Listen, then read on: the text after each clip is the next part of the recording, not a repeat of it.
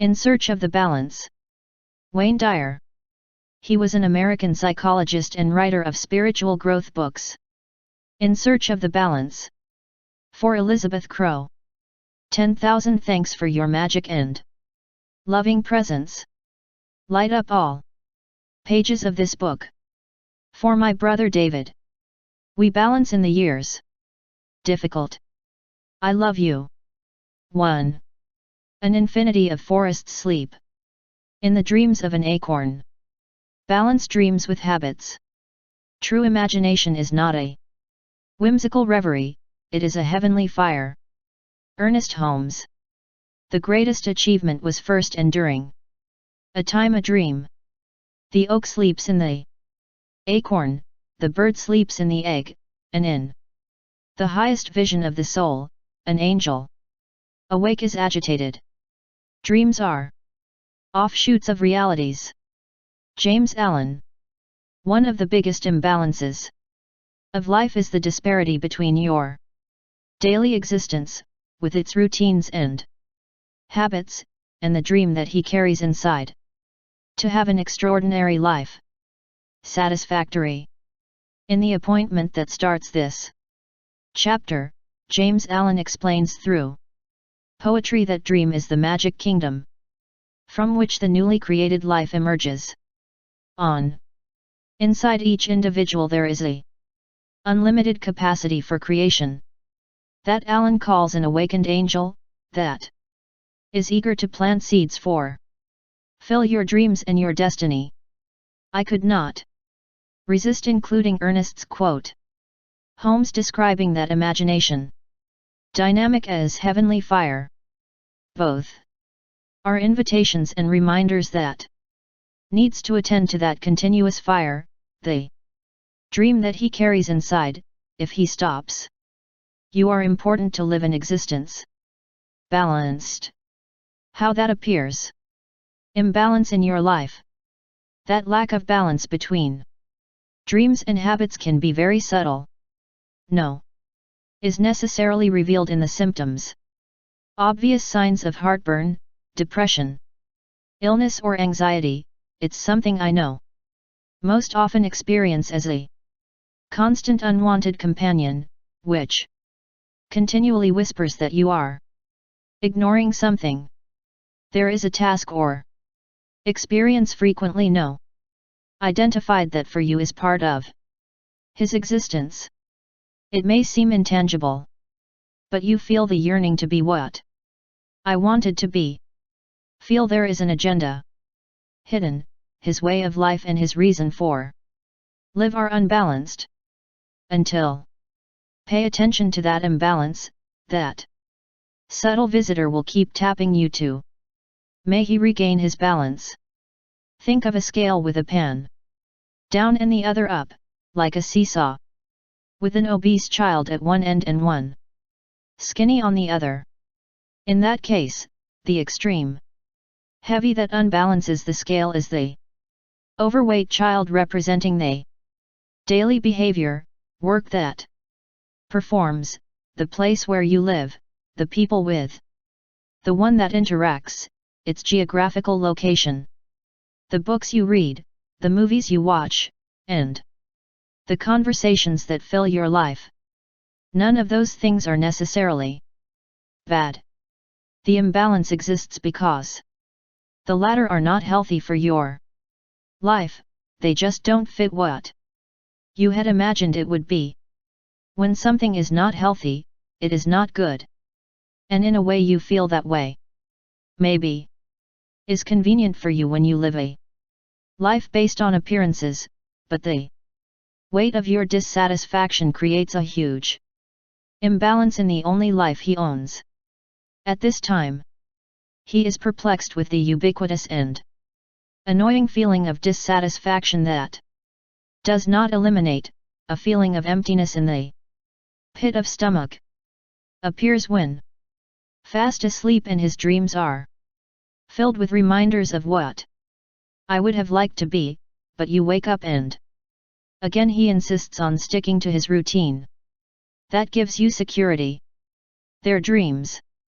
They also demand your attention in the life of wakeful when he is petulant and argue with others, because actually he's so frustrated with himself that try to relieve that pressure by expelling your go-to. The imbalance is disguised as frustration with your current lifestyle. Yes. He allows himself to think of that heavenly fire. Then rationalize your status quo with explanations and mental ramblings.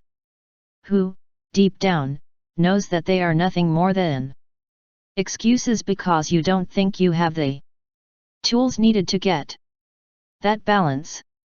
There may come a time when the one that is getting harder and harder on me, yourself, and turn to medication and others treatments for that feeling of disability and so-called depression. It will probably feel more and more irate, with constant mood swings, with minor alterations, such as colds, headaches, and insomnia. And more often, the longer pass in that state of imbalance, less enthusiasm you will experience for your monotonous life. Work becomes more routine, you are less entrepreneurial, and the objectives are reduced. This depra starts to affect their behavior with his family and with those people who loves. It is easily disturbed, and provokes others for no apparent reason. Yes. Is able to be honest with himself.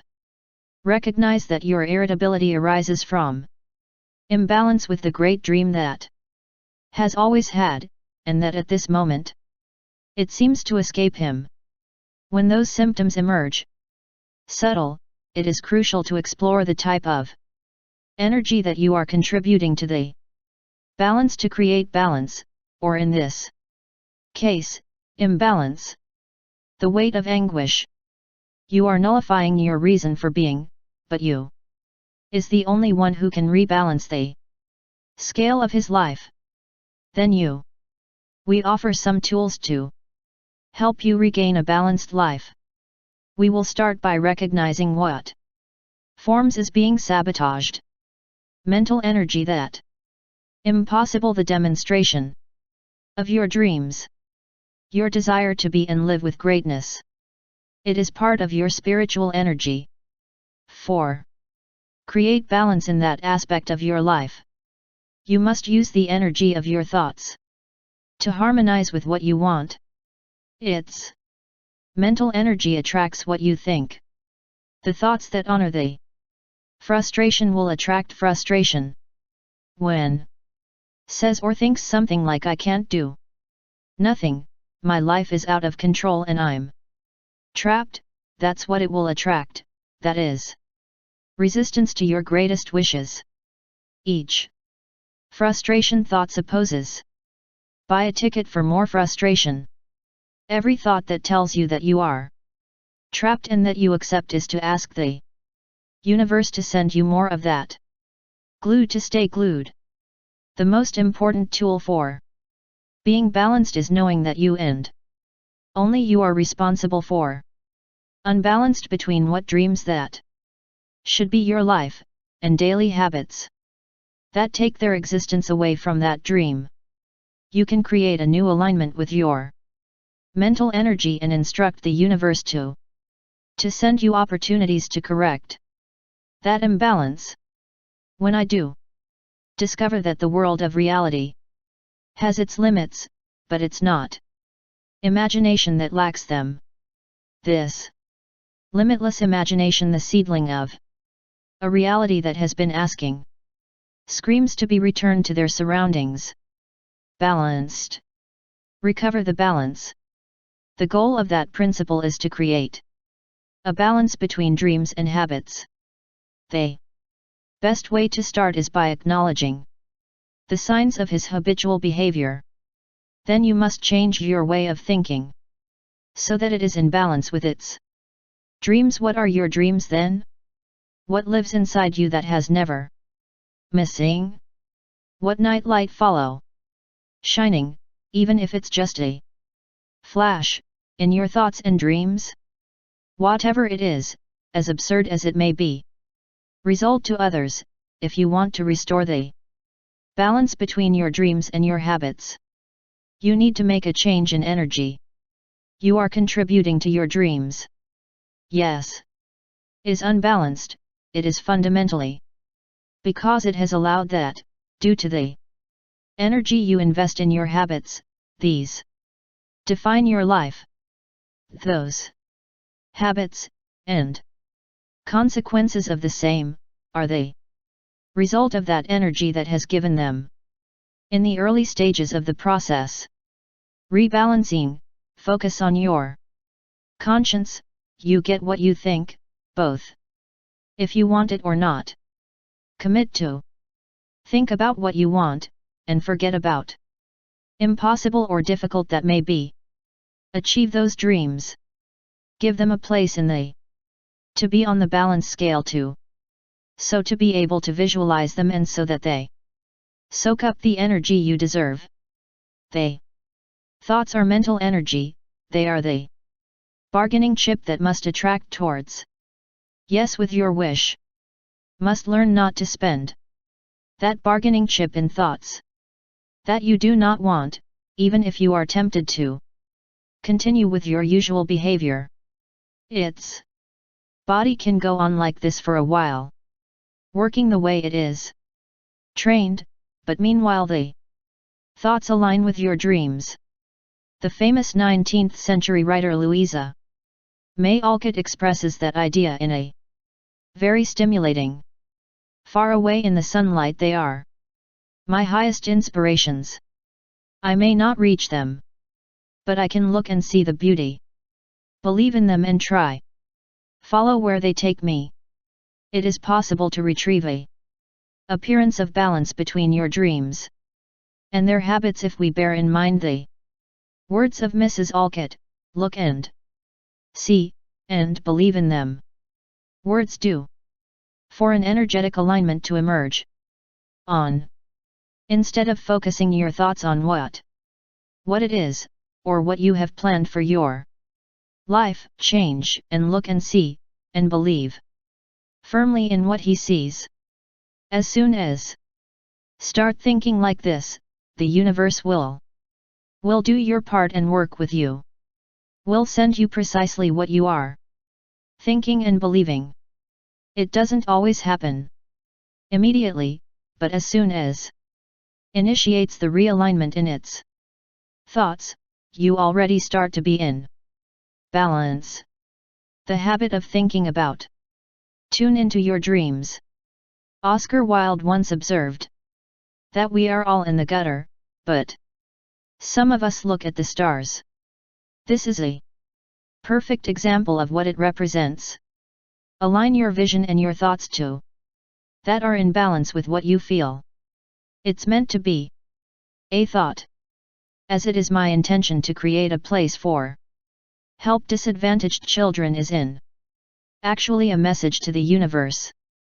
If you believe firmly that you are here for a purpose concrete, you must cultivate the energy to achieve that dream.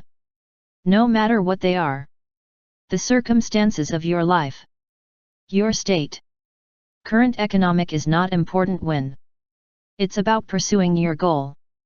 The presence of a group of skeptics should dissuade you or make you doubt your attraction for that goal. All that. What to do to balance your life with your dream will begin to co-create your life. Co-creating is resorting to cooperation of the energy of the invisible field of the spirit. Perfectly balances your worldly goal with the pure energy of the creation.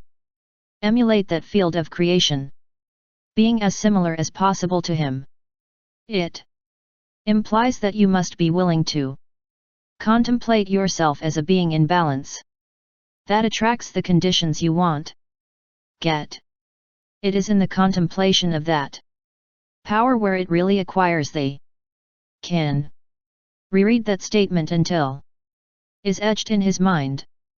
Will not be able realize his dream of creating a center for disadvantaged children if you consider the possibility that you are not trained to do it. Even though I'm in the gutter.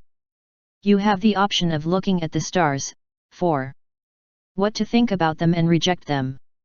Thoughts that draw you to it. Sink. Its point of equilibrium is a certainty that affirms with thoughts. Like I know, I wish it is in March, nothing can stop it, and no. I have to worry. That lineup will turn his world. The universe is based on a law of attraction. You will see how the universe conspire with you to attract suitable people, a situation economically satisfactory, and events apparently synchronous that will make your dreams, in the place and in the moment, appropriate. When balanced with thoughts that tell you that you deserve that cooperation of the spirit world, participate in the process of doing it. Reality. He is enjoying because he is in balance with the creative energy of life. It will no longer be possible for him to stay still while complaining or sitting frustrated. It's energized. Why? Because it is balanced with the origin of all creation, and thus, access the creativity attracting with its thoughts. All you need no will work if you are in a state of imbalance, complaining, living with scared or expecting the worst. The same realignment process to balance your sleep energy with your daily habits apply to everything. You can imagine, compose and produce your own music album, train horses, adopt a child from a third world country, have a house in the field, get that job with which has always dreamed of earning money for, pay off debts, run a marathon. Everything you want, if you can dream with it, you will get it. But only if it is able to align your creative energy.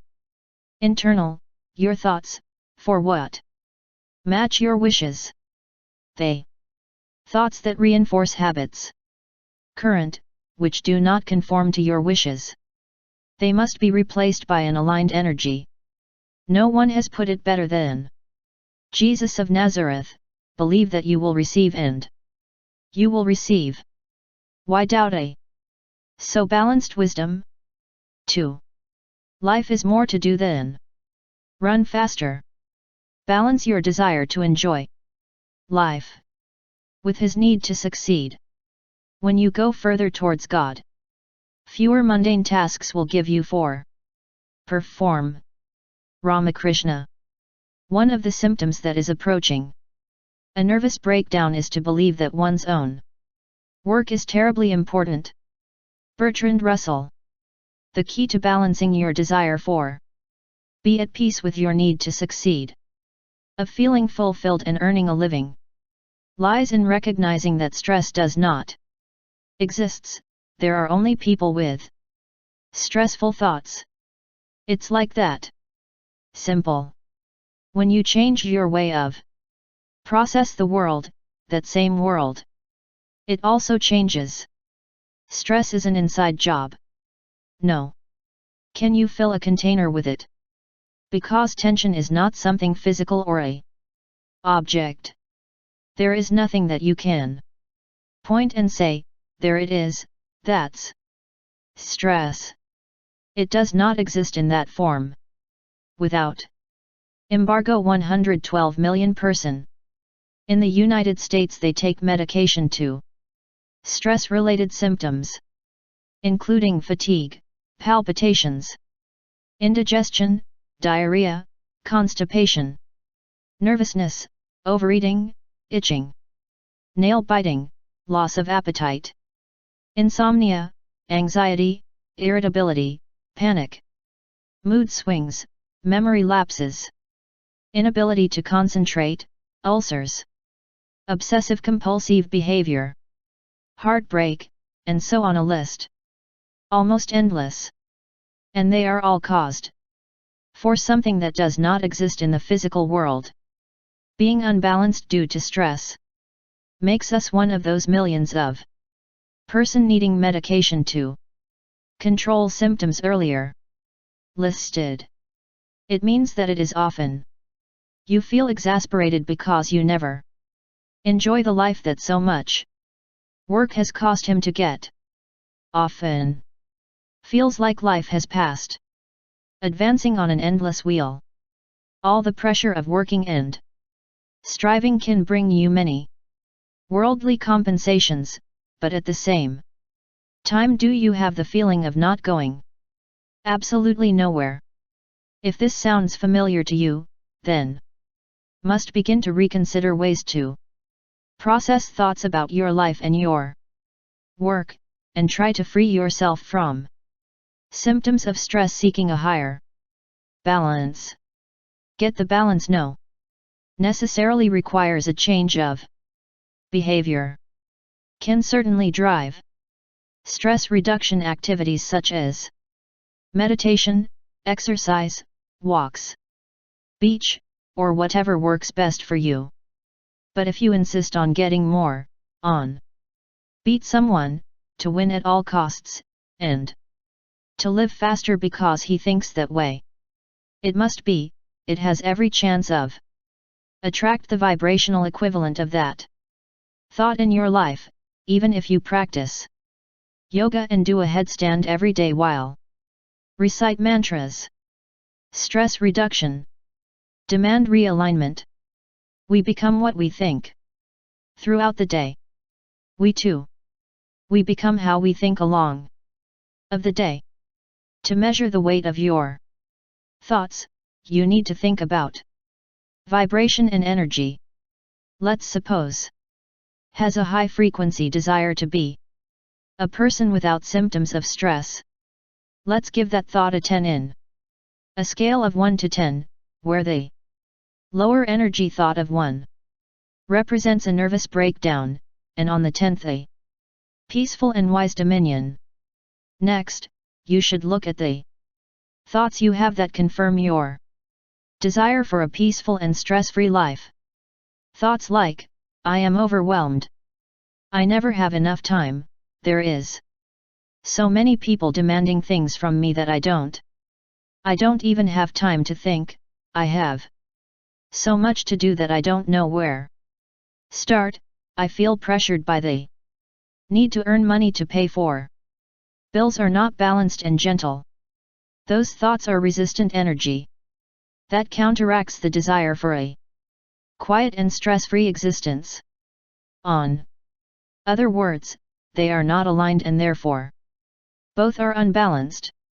Its wish may be a 10, but your energy mental in that situation is in a band lower, maybe 2 or 3. Changing your behavior will not to regain balance. Follow attracting stress symptoms when he says not to people and their demands, but vibrates at a frequency that thinks I should be doing what I am. They ask, or maybe later I can do it. You may have shortened a program, packed and frenzied but still radiating thoughts of fear and anguish, which will activate the law of attraction, which in turn it will cause fear and anxiety. Stressful thoughts make let the balance tip, that is what carries the law of attraction. Remember, it becomes what? Think1. If you think in anguish, anger or fear, you can imagine what will happen. That's what the law of attraction will attract one, even if you have a program well balanced that allows you to enjoy more free time, and even many stress reduction activities in your reduced personal schedule. If you cannot tune your thoughts to success that is capable of attracting, the weight of dominant thoughts will incline the balance, thus distancing him from a life balanced. The way his life lives, everyday existence will remain unbalanced, and will have failed in its attempt to assimilate the essence of the advice of Gandhi, who says that life is something more than increase your speed. The first thing to learn is how to balance what you want with thoughts, or vibrational energy, that choose to attract those desires. Realign your point of attraction. The art of becoming.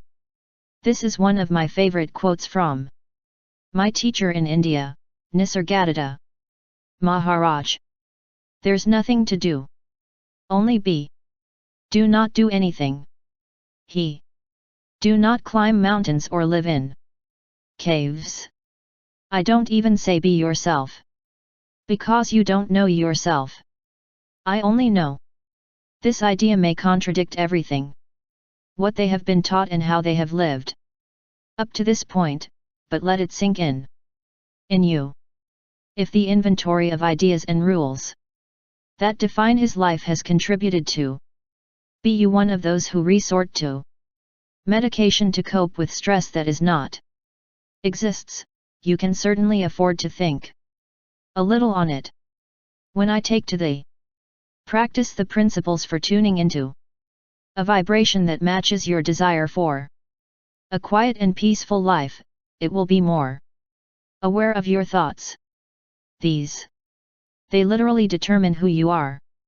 And the fact that I'm reading this book indicates that you are interested in being more aware of your thoughts. Being and becoming are used here as synonyms to regain the sense of balance between your desire for tranquility and your desire to satisfy the demands of your life.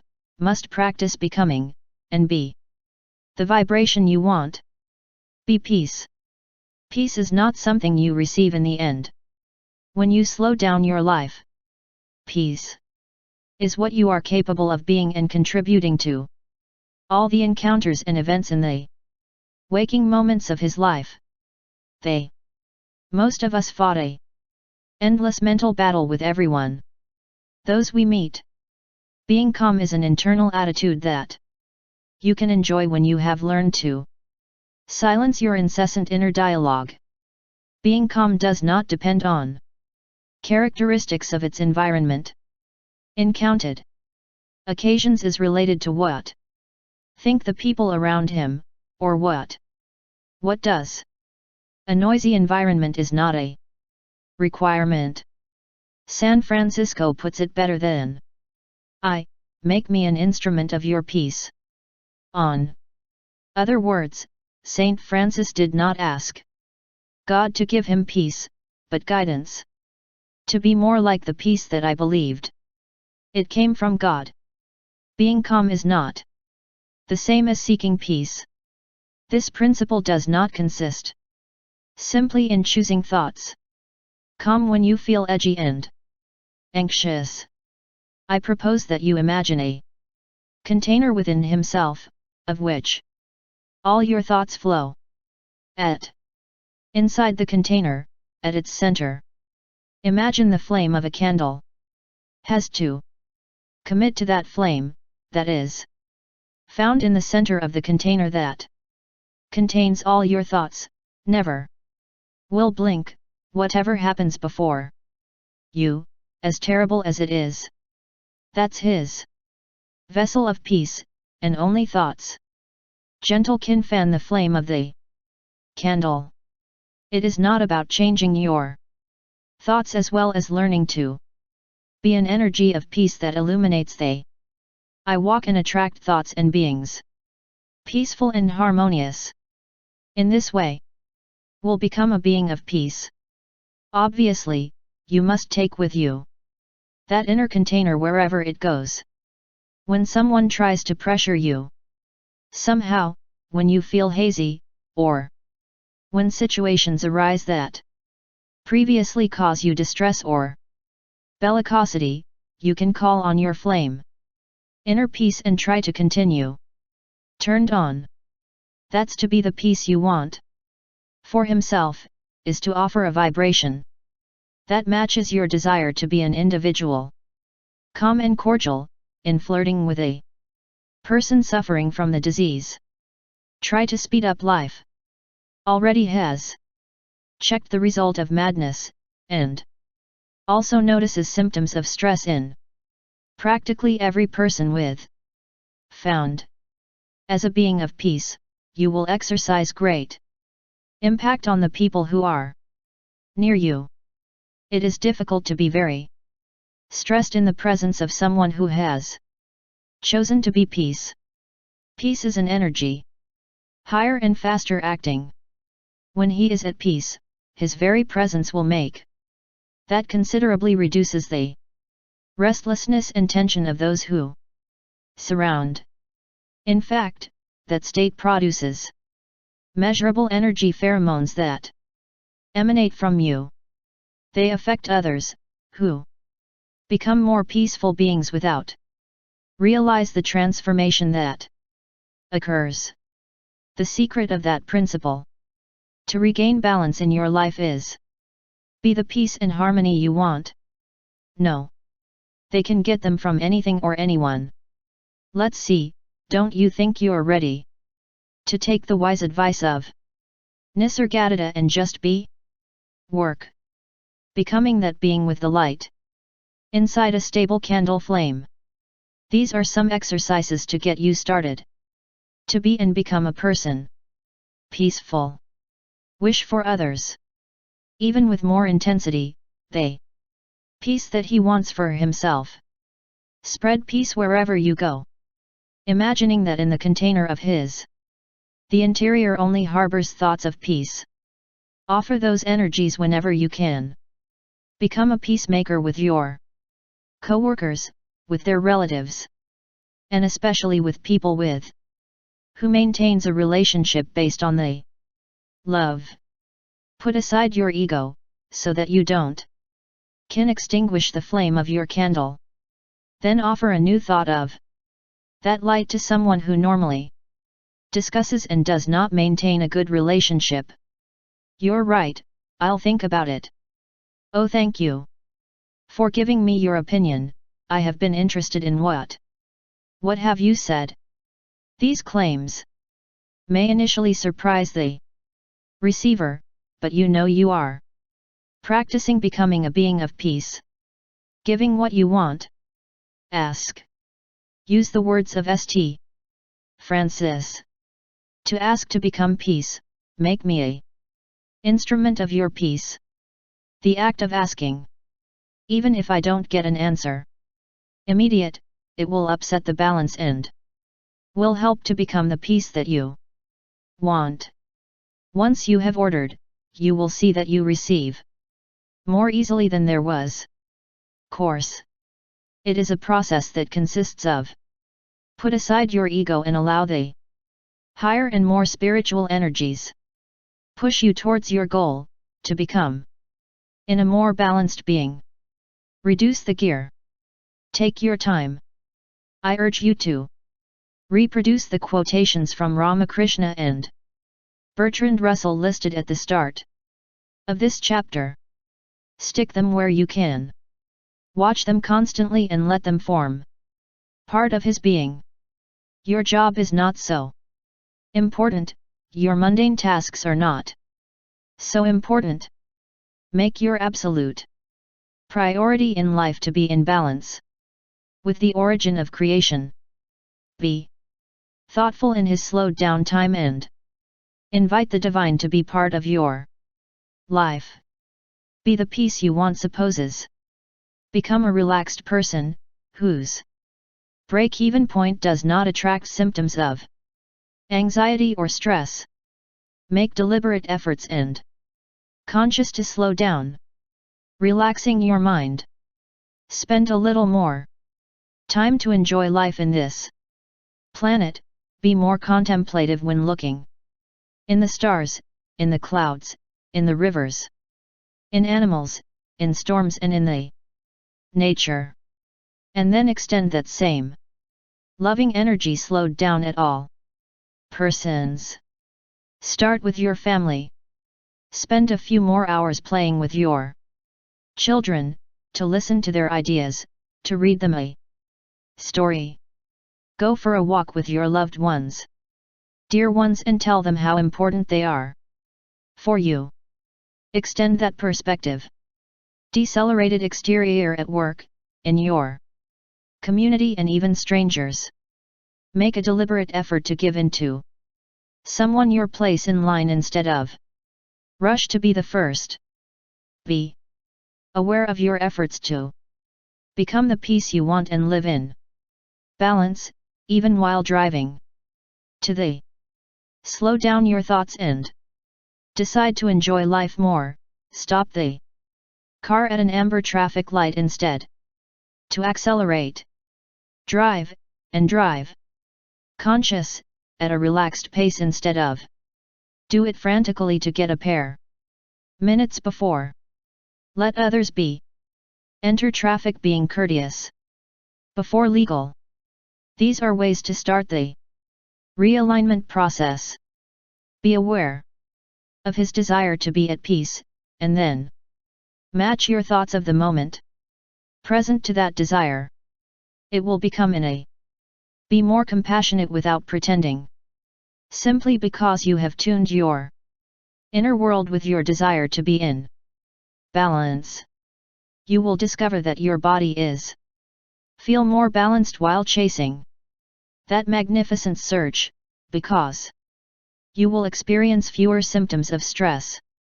Your body weight will adjust to the level optimal while returning to perfect balance.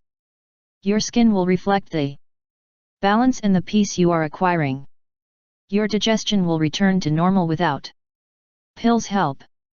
Your sleep patterns are regulate. Your intestines will work perfectly for what they were destined. In short, it will be in a perfect balance. And it will not only be in balance, but which, paradoxically, will be more productive. Will have more abundance flowing into your life at the same time that you will be in peace for the first time since I was a child. Follow my teacher's advice. Nisargadatta Maharaj, I just know. 3. You cannot kiss your own ear. Balance how you see yourself with what it projects to the world. Better to be hated for who you are. What a beloved for what you are not. Andre Gide. I don't care what others think of what I do, but I really care what me I think about what I do. That is the character. Theodore Roosevelt. The Theodore Roosevelt quote is compelling and full of irony. Its break-even point is often found in the reaction of those whose opinions you respect and in whom trust. This is an option exceptionally valuable to you. Focus your concern on your evaluation, personal behavior and actions, at the expense of what others they think. It can cause it to be unbalanced. I do not defend that. Opinions or criticisms, not even praise from others, no way. They immobilize you, distress you, or flatter you. Give too much importance to what think others can make. Praise or criticism ends up tilting the scale towards disequilibrium. What? The following is a personal example that illustrates what I mean. I vividly remember my first year as a teacher during the term of summer 1970 at Wayne State University. A small group of already graduated students was doing a presentation to the class as part of his last year. I kept hearing giggles and loud laughter due to some of the antics of the group doing the presentation, and I had no idea what they were so amused. Finally, it realized that more and more students looked at me to see my reaction to the presentation. I understood. They were imitating me. A student had lowered his belt to pretend to a good stomach protruded above it. Other members of the group spoke with excessively loud voices and they were gesticulating in an exaggerated way, and they stopped scribbling indecipherable on the blackboard. And there you have me seeing myself portrayed like a good-natured, in a way that totally agreed with the image that I had neither of myself nor of the one I was projecting to the world. Have elapsed 35 years old and I still have recorded in the mind that episode. Immediately after that experience, I made the conscious decision to get rid of that stomach prominent and get in good shape. Physical. I also learned the hard way, after have been mocked, to be a less dogmatic teacher in class. In fact, we can learn a lot on how others perceive us if we assimilate your contribution in myself. Experience, especially helping to raise to 8 children, there is often a large imbalance between how we see ourselves and how the rest of the world perceives us. Be aware of that disparity may be very useful to lead a life more satisfactory and balanced. It is obvious that you should not base your entire existence on please those who are close to you. But a balanced individual is free to make choices to change something if you are comfortable with the contributions they can not be flattering. What does the imbalance, perhaps the most important question in that sense, be? How do you want to be perceived in this world? Who answer that it does not matter to him. He lives with a eye mask, and no doubt with a very unbalanced lifestyle. By of course you care. In some cases, your entire life depends on your answer to that question. Want to enjoy relating to others in a cheerful, happy, intimate, affectionate, useful, conscious, attentive, and considerate. The essence of all human relationships is characterized by wanting to give and receive those emotions, and feel connected to the rest. If you also want awareness, spiritual, then it must be more in harmony with your spiritual source. That is, a source of love, goodness, joy, beauty, tolerance, creativity and boundless abundance. If you think embodies all those qualities, and without, however, others perceive him with a totally different light, it is likely that is living in illusion, and that state of imbalance persists in the future. The answer to how you want to be perceived in the world is expressed in very simple way: I want to be seen like a real person. Wish that his authentic being is based on the image you are projecting abroad. But achieves that purpose, you will know, even if you decide to ignore it. So imbalance emerges in their interactions daily, and manifests itself in sensations of anguish, discomfort, confusion, already often misunderstanding. My intentions were good, why they others do not realize? I try to be a good professional, father, citizen and husband, but I always seem to they misunderstand or misjudge me. That ends up in a continuous state of frustration and even anger. Your emotional state, marked by anxiety or sadness, says, I know that I am a good person with good intentions, but no one seems realize. You need to make a decision to tune into a vigorous base that balance the scales between your idealized self and his authentic self, that is, how most people perceive they are part of his life. Recover the balance through realignment. When you strike the balance between what you want to be and how you receive the others, has the feeling pleasant to be in harmony with the life. It is not about seeking approval or servility instead of respect or love. It is plus the feeling of being in the world of a shape congruent with your desire. Inside of being the kind of person that really is. To do this, you must first check whether feel misperceived, and then determine if your words and actions are equated with the truth of their inner thinking.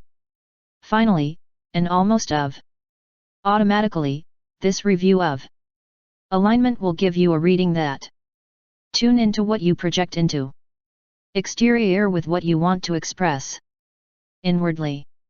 Let's take a look at some of those signs, tending present that all the thoughts that has on himself possess a vigorous component. Here are the more obvious qualities that describe how you feel about yourself. Check these elements, bearing in mind that their goal is to balance what you project into their interactions and behaviors. Diaries with the truth that is in your inside. This lineup review demands sincerity with oneself, in addition of the will to experience a sincere humility in doing so. I am a loving human being. If you want and believe this to be true, then it is 2/3 of the way from be in balance on this principle. You want to be a loving person, and by same time thinks it is, then only a third element remains: how do you others perceive? Yes, it feels misunderstood or unloved. Before be able to perfectly balance the scale, must decide whether the caring human who thinks he is, and who wants to be, is seen. So for others, these are some behaviors that are counterproductive at the time of being perceived as a human being, loving and creating an imbalance, a strong position of hatred towards someone or to some group of people. It is unbalanced. Any form of violence, even verbal aggressions, it is unbalanced. It is in accordance with the manufacture of weapons designed to produce mega-destructive explosions. This unbalanced. Enjoy watching movies full of hatred and violence. It is unbalanced. He shows his contempt for beliefs of others and insists that his are correct. He is unbalanced. To realign and create balance, you want analyze the reactions of significant people in your life regarding your attitude. Ask them if you seem to them the loving human being, what he thinks he is, then start the process to monitor your thoughts to see if they fit your self-portrait. And finally, let your thoughts of love become the driving force of all those behaviors that they lack tenderness. This is alignment. Authentic. Start by looking at the world as a wide mirror that reflects you exactly as it is. If it really is you, a loving human being, the world will. It will seem like a friendly place, and this will be how others will perceive you. There will be regained equilibrium, and consequently there will be no discrepancy between how you see yourself and the reflection that return the world. If the world goes on looking like an inhospitable place and unpleasant, I urge you to continue to examine the kind of energy you're projecting to the exterior. I am a kind human being. Can't be nice to me and unpleasant with the waiter, and being in balance. When you insist on projecting arrogance towards other people, although believe your actions are justified, this is how you are perceived and defined. Has to know that your image is not that of a balanced and friendly person. You can certainly implement the kindness in how you treat your children already. His grandmother, and even all the children already. All the grandmothers in the world. But if it touches the horn with the face flushed with fury, to a grandmother who drives slowly to take his grandchildren to school, he is but very unbalanced. The discrepancy between your idealized self and how others perceive you is huge, and will create a real sense of imbalance within, which can manifest in a disorder of the personality. He knows that he is not living according to what he says about himself, and certain people point it out to him more and more frequently. You are solely responsible for the decision to generate a vibrational equal to your desire to be seen as a human being. Kind, and you may perceive that I don't know. Feel in tune with that desire. You can override an unpleasant thought before to finish it and say in an instant Mr. Harmoniums can stop in the moment in which he is cursing someone and raising your thoughts towards kindness. Yes. You want to be a good person, then take time each day to align your thoughts with your wish. The universe will cooperate by giving you more and more of that goodness. I am a joyful and happy human being. In this section, you must pay attention to your feelings. In fact, they demand your full attention. Does they? Most of the time, or is it one of those people who do not miss the chance to feel offended? Are you happy and satisfied, or easily outraged by the misconduct of others? It's joy suddenly becomes despair when reading the newspaper or listen to the news. Do the people in your environment really believe that you are a person satisfied with his daily life? Do you often hear comments from others like cheer up or relax and no get so overwhelmed? These are keys that indicate the balance or imbalance between how you see yourself and what you project in the others. The alignment check. For this principle, it supposes to be conscious of your feelings and your ability to sustain them, and the reaction of the people you trust. He is a happy person if he lives since joy, if you spread joy whenever can, and if those who are close rejoice with your presence. These are some tips to regain balance. In this principle, commit to seeking joy in everywhere. Always offer upbeat feedback as possible. Join the joy of others, even if at first I have to fake it. Increase your approval level, instead of discussing the evils of the world.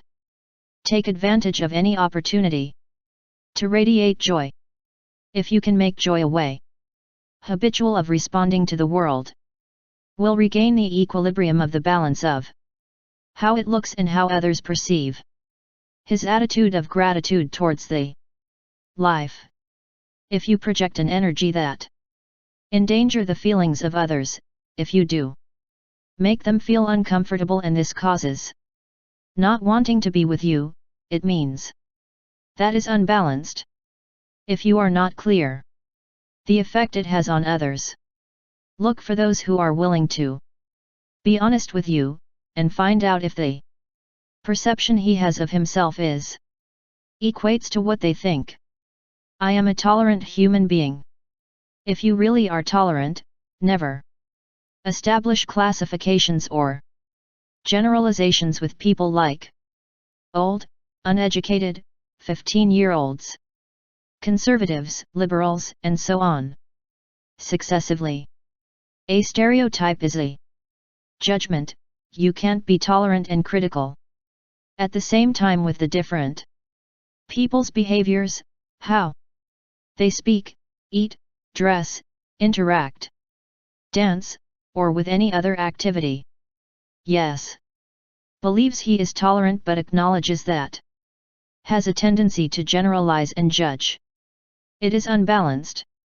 Needs a realignment so that your thoughts, current, and ultimately their behaviors, become a vibrational matching with your inner self-portrait. Make the conscious decision to Observe what is good and pleasant for the others. Create a new habit of doing compliments to those around. Forget it. Stereotypes, and refuse to participate in conversations that focus on judging someone. Convert the judgments in flattery to compensate for the imbalance between how you want to be and how it is actually presented to the world. If you want to be a tolerant person and relate to others at that level, I suggest to change to a state of respect and virginal to appreciate the beauty that is in all people and in all things. Forget your usual way of perceiving that you do not like, and look with desire and decision what is pleasing to you. Then verbalize what you have discovered as a way to reinforce that new habit of accepting unconditionally. Although their judgments are no more than thoughts, I urge you to change those thoughts as soon as you recognize them. Yes. You see an obese person and think, what disgust is lining up with a point of attraction that attracts dislike. Rebalance that energy by sending a silent blessing to that person. At tolerant side of the balanced scale, think of all the love and support that person needs. I guarantee that you will perceive the difference inside and that at the same time you will feel, due to your goodness, connected with that individual. The tolerance power is totally balanced, in contrast to energy, contempt, pity, or some other negative opinions. Be aware of all your behaviors and feelings. After, try to determine if they fit your vision of himself, and if that image is what others perceive. I immediately know you will feel in disagreement when you discover the imbalance, and that's when decide to change habits to be it. Live up to your wishes and regain the balance of your life. D.H. Lawrence observed in a occasion, what you intuitively want is possible. I could not agree more. However, you must ask yourself repeatedly, does my intuitive desire adjusts to what I give to the world? When adjustment, balance is restored, and satisfaction will be your compensation. 4. Your addiction tells you, you will never have pretty of what he does not want. Balance your desire for what you want with his addictive behavior. Everything scary, in its most form, deep, is something helpless that you need our help. Rainer Maria Rilke. That 7 times the righteous fall, but I know raise. Proverbs 24:16. If I had to score all 9 habits raised in this book, this is would take the award for being the most unbelievable, wasting our precious vital energy chasing something that doesn't want, and never have enough of what we pursue relentlessly. By luck, this is an imbalance relatively easy to correct, despite what they have told us about difficulties of overcoming addictions. The concept of fighting and overcoming an addiction is already a bad posing the question. I believe that we must start by eliminating those words from our vocabulary. Martin Luther King, Jr., once observed that the only way to turn an enemy into a friend is through love, not hate or combat. There is nothing to beat or fight. Let's think about the results that we have obtained when we have fought against something in order to defeat it. For example, since it was decided to combat poverty, there is more misery than ever in the world. Our war on drugs. It has only served to triple the population imprisoned and deliver substances illegal to minors. Already in the institute, it is rare to find a boy who don't know how to get all kinds of drugs. Our war on crime has led to more criminals, more fear, more vigilance, more distrust and more abuses by the forces of the order. Our war on terror has become people who are behave with which we label terrorists in a way that resembles to the terrorism that we supposedly want remove. When it was officially declared the war in Iraq, the United States inspired even more hate, and the number of people willing to become bombs suicidal multiplied in a way spectacular.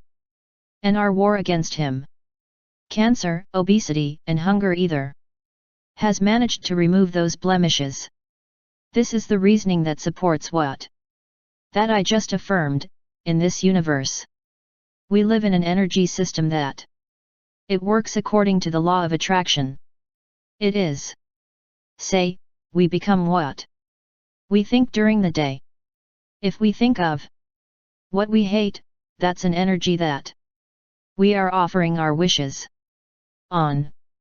That system, therefore, we will attract more than we think. Consequently, we will attract more than we hate. We act according to our thoughts. Our thoughts of hatred, violence, fight and war. And that's the result. We see the fruits of that thought manifested, even if our intentions are positively aligned with the energy of God. We get what we think, whether we want to or not. The thoughts that translate into struggle and war almost always guarantee that the answer is a counterforce, is, say, others will respond in tune with our desire to fight and win. That kind of force/counterforce can endure for centuries, and generations to come are scheduled to continue that fight. This principle that starts from the idea that the fight weakens us and generates more imbalance in our life applies also to our experience with addictions. We can get rid of addiction relatively quickly, yes. We decided to eliminate the fight and conquest of our efforts. The thoughts and the energy that replace the fight must take the form of thoughts no bellicose. As Emerson said so succinct, the remedy for all errors, the cure for blindness, the cure for crime, it is love. And the addictions constitute a mistake, it is. I assure, I have spent a good part of my life immersed in that madness. Overcome thought, full of errors. For those who do not know, my friend Ram Dass, in the late 60s helped to shape the awakening of consciousness of a whole generation with its bestseller, Be Here Now. One of my favorite stories from Ram Dass is the one who tells one of his first encounters with Neem Karoli Baba, your guru in India. Ram Das Se had brought some pills to India, created to alter shape, spectacular state of consciousness. Neem Karoli Baba was interested in those pills and asked my friend to give them. Give. Ram Das believed he was wearing enough supplies of that powerful psychedelic substance for a long time. But he saw horrified and amazed how that enlightened being swallowed them all in front of him, without any reaction visible. Then the guru asked him if had more, because it was evident that those hadn't worked. After tell that anecdote, Ram Das concluded with one of his observations more sagacious: if you're already in Detroit, observed, you don't need to take a bus to go there. All addictions are vehicles that people use to get to a place higher, more pleasant, more peaceful, more harmonious, more exciting, etc. But if you are already aligned with that energy, it is unnecessary to get on any vehicle heading to the place where you already resides. I've played with addictions and addictive behavior much of me life. In fact, I would say that those different addictions have been some of my better teachers, because they have allowed to see that there is a level of higher consciousness, and once reached, one feels wonderfully good. But I am also aware that to use harmful substances to experience that separate reality is undoubtedly a form misleading to do so. The guideline works something like this. We want to have more and more of what we wish. The more we take or we soak in it, the more we need. And the less effective the more we consume. Besides that huge imbalance, what we are using to get to that blessed place is toxic to our well-being. The addiction increases our imbalance. Our desire is for happiness, peace, love, health, freedom, etc., but the behavior addictive gives us precisely what? Contrary. If not eradicated, it will create a chaos in our body and our mind, and it will finally destroy us. I am basically free from addictions, and I want you to know that if I have not been fighting my addictive nature. In fact, the more I was trying to overcome addictions in different stages of my life to things like sugar, soda, caffeine, nicotine, alcohol, and certain drugs, plus they got hold of me. Force/counterforce, I took out my weapons, and with them all my artillery, with my body as a battlefield where war was being fought. I was doing nothing but open the way to one more addiction. Deep. Before I have quoted Ralph Waldo Emerson, who said, "The remedy to all mistakes is love." In what things would change if we followed that tip? The two keywords are mistake and love. Let's examine it more then. Close. Error. Why call a mistake addiction? Demanding more and more of something than your body and mind vehemently despise. It is addiction. Choose the biased world of addiction about balance, that is, about his spiritual heritage. It is a great distortion of the inheritance that received the born. When it does, it is ruling bad his life. I am convinced that it is a mistake that can be balanced with love. You have originated from a spiritual and invisible energy field of pure wellness. His wish is to be balanced in that spirit in his thoughts and behaviors, now, in this life, in this moment, in its form bodily. You want that harmony, and you feel that you can do it without having to leave your body, or in other words, without need to die. Therefore, sticking to that interpretation, seek a balance that allows you to die while still alive. Will return to spirit, to formlessness through death, but you can choose. Live with authentic balance. Enlightened, or acceptance of God, now. In this physical state. Its source is not originates in toxicity. It does not fill the veins, stomach or any part with poison or waste. It is created from well-being, of balance and perfection, and makes effortless. That is his inheritance. Spiritual and love can correct them. Mistakes that distance him from his self. Spiritual love. Why is love the antidote to the addictions? For a very simple reason. Because you are love, is the center of your creation. It is its point of origin and can also become your point of attraction. As Carl Menninger told his patients, and anyone who suffered and was willing to listen to him. Love heals those who receive love and what they give it, too. By transcending their addictive habits, you have the opportunity to be both the donor and the recipient of the spiritual balm of love. When applying it, you feel that balance returns to your life. No longer pursuing a false freedom, and no longer it will attract what it wants. Instead, look for the balance that involves being connected to your authentic nature. Reconnect to wellness. Our tendency to addictive behaviors decrease considerably as soon as we practice the reconnection with the origin of our being.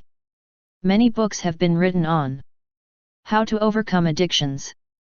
There is endless programs and centers rehabilitation to help those who are caught in the clutches of drugs, of alcohol, food, caffeine, sex, gambling, or whatever fit the description of chasing something that is not desired. I support any program thought to help people run away from that unbalanced cycle that destroys many lives. My contribution, in this book, is a brief description of the key points that have been extremely useful to be a person free of addictions. The following 5 ideas me helped interrupt my thinking and my unbalanced behavior, practiced with honesty and integrity, can contribute to a new sense of training and well-being that allows free yourself from unwanted addictions. 1. Everything is based on realignment.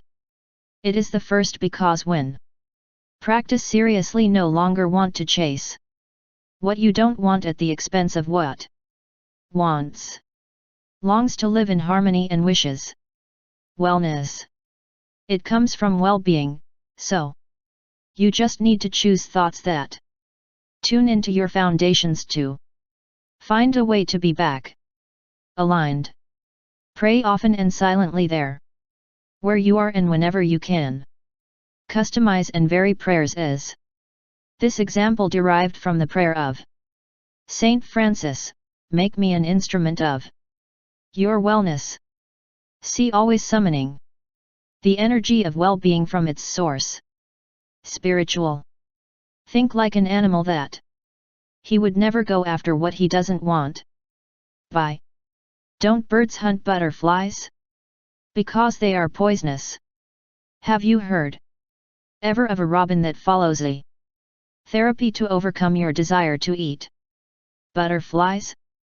It's an absurd example, but it is a useful image to remember. Therefore, think like a being human who enjoys a well-being. And will end up thinking how the soul divides what is, and will be in vibrational harmony with well-being, which is your authentic nature. 2. Love your addictions. If it's food, love it. If it's cocaine, love her. If they are pain relievers, love them. If they are cigarettes, love them. Those are some of his best teachers. They have taught him through direct experience what no longer wishes to be. They have dragged him to the depths for some reason. It's a intelligent system of which it is a part. There are no accidents in a universe based in omniscience and omnipotence. East. Grateful to those teachers. If you hate them, curses them, and tries to fight those addictions, tips the balance towards hatred and combat. Then it will follow. Chasing what you don't want because you know is in a weakened state. To struggle weakens, loving enables. Therefore, tilt the balance toward love. Be grateful for the addictions that have taught him so much. Send them a silent blessing. To the do it, it will become the love you guys. 3. Love yourself. This is the natural consequence of. Decide to love your addictions. Think about your body as a sacred temple, and extend that respect as a way of love. Be aware, and be grateful. Through all the organs, all the drops of blood, all appendages, and all cells that make up your body. Start right now to offer a silent prayer of gratitude for your liver, heart, and brain. Say simply, "Thank you, God, for this glorious gift. I appreciate it and, with help, today I will start the process of loving Him unconditionally." If you still feel attracted to substances that He despises, recite the silent prayer before ingest them. Love will be the weight in the end. Added that rebalances your life. One of my American poets preferred, Henry W. Longfellow, says, "He who respects himself is it. Except from others, carries a coast of mesh that cannot be perforated." When we really respect and love each other, it's like we have armor. Flexible, acting as a shield, made of metal rings and links that protect from the other addictive who has been part of our life. 4. Eliminate embarrassment. He has done nothing wrong. Has not failed, it has only produced results.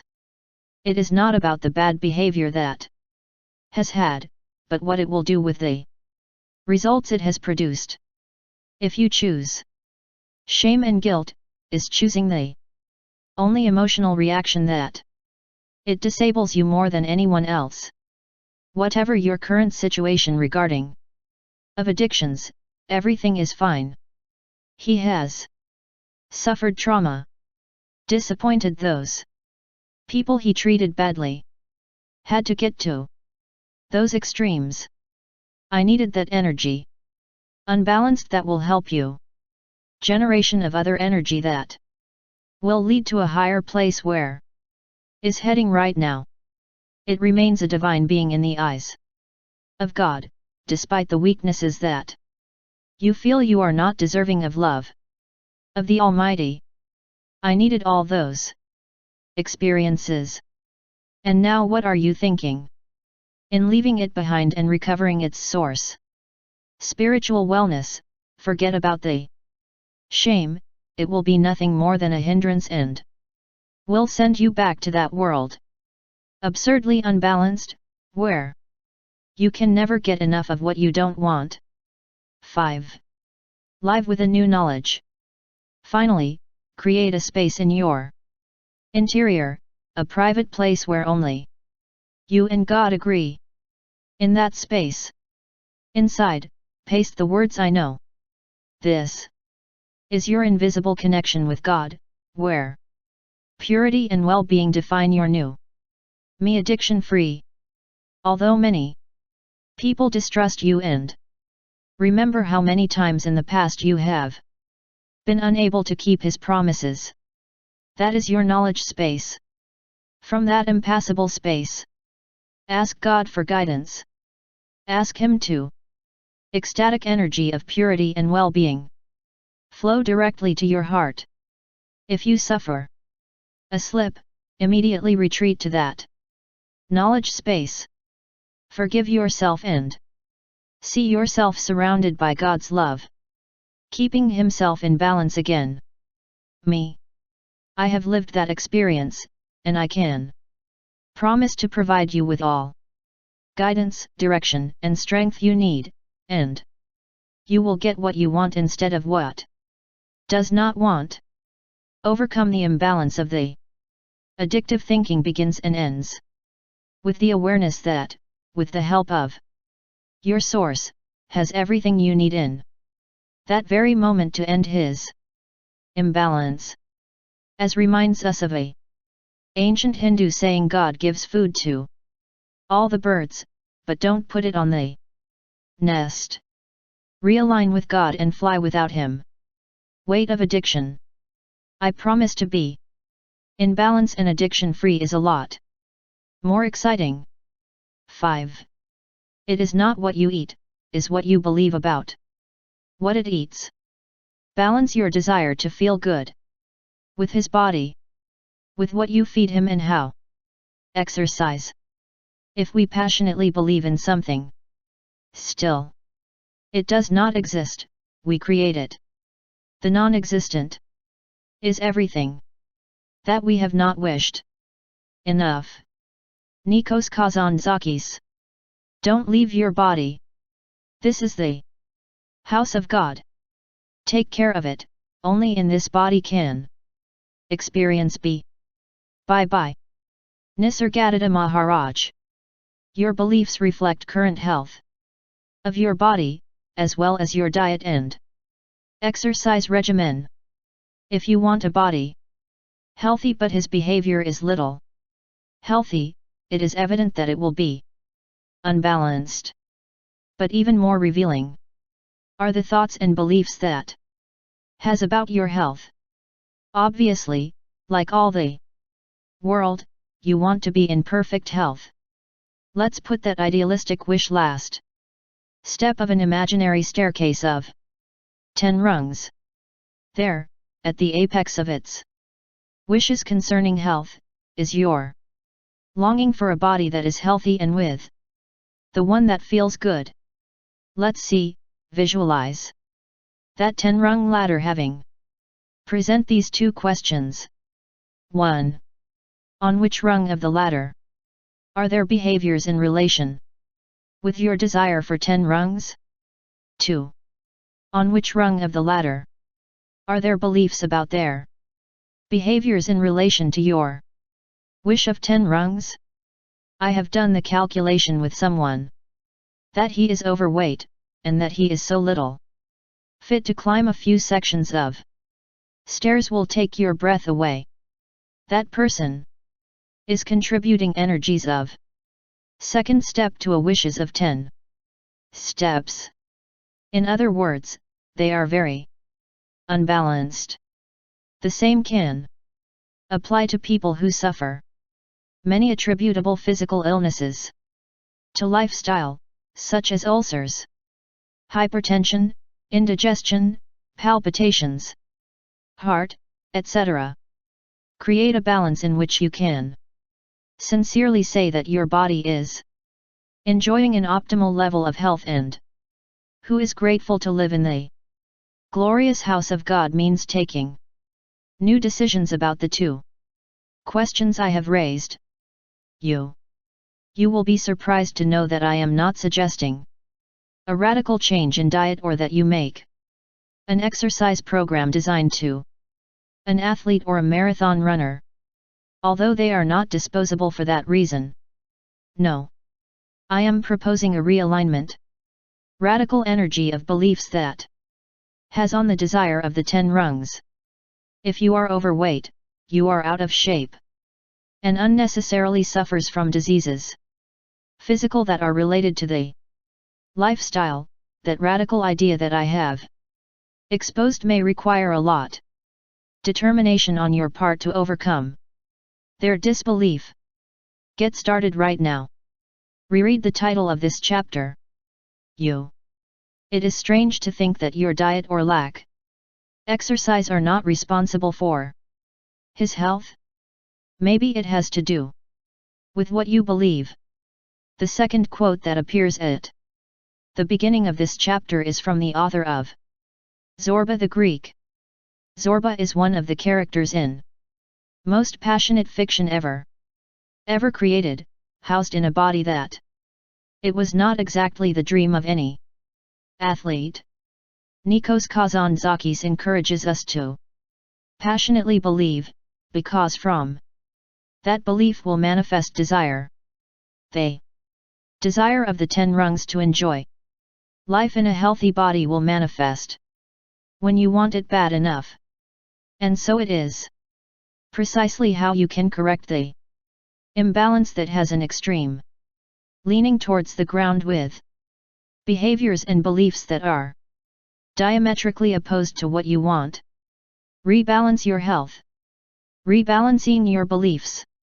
Deepak Chopra, my friend and colleague, for many years, observed in a occasion, your brain produces a chemical substance that transmits its happiness to 52 million body cells, rejoicing and participate.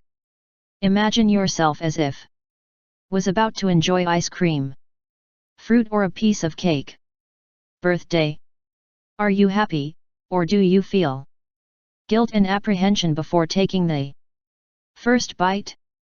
What beliefs have you imbued that prevent your brain produce and convey good news to rest of your body, even those that are about to become fat cells? Unhappiness instead of healthy cells. Happiness?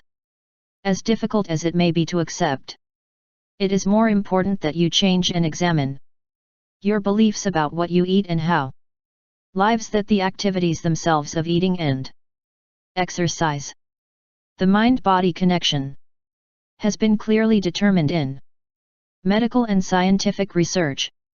Your beliefs are thoughts, and your thoughts are energy.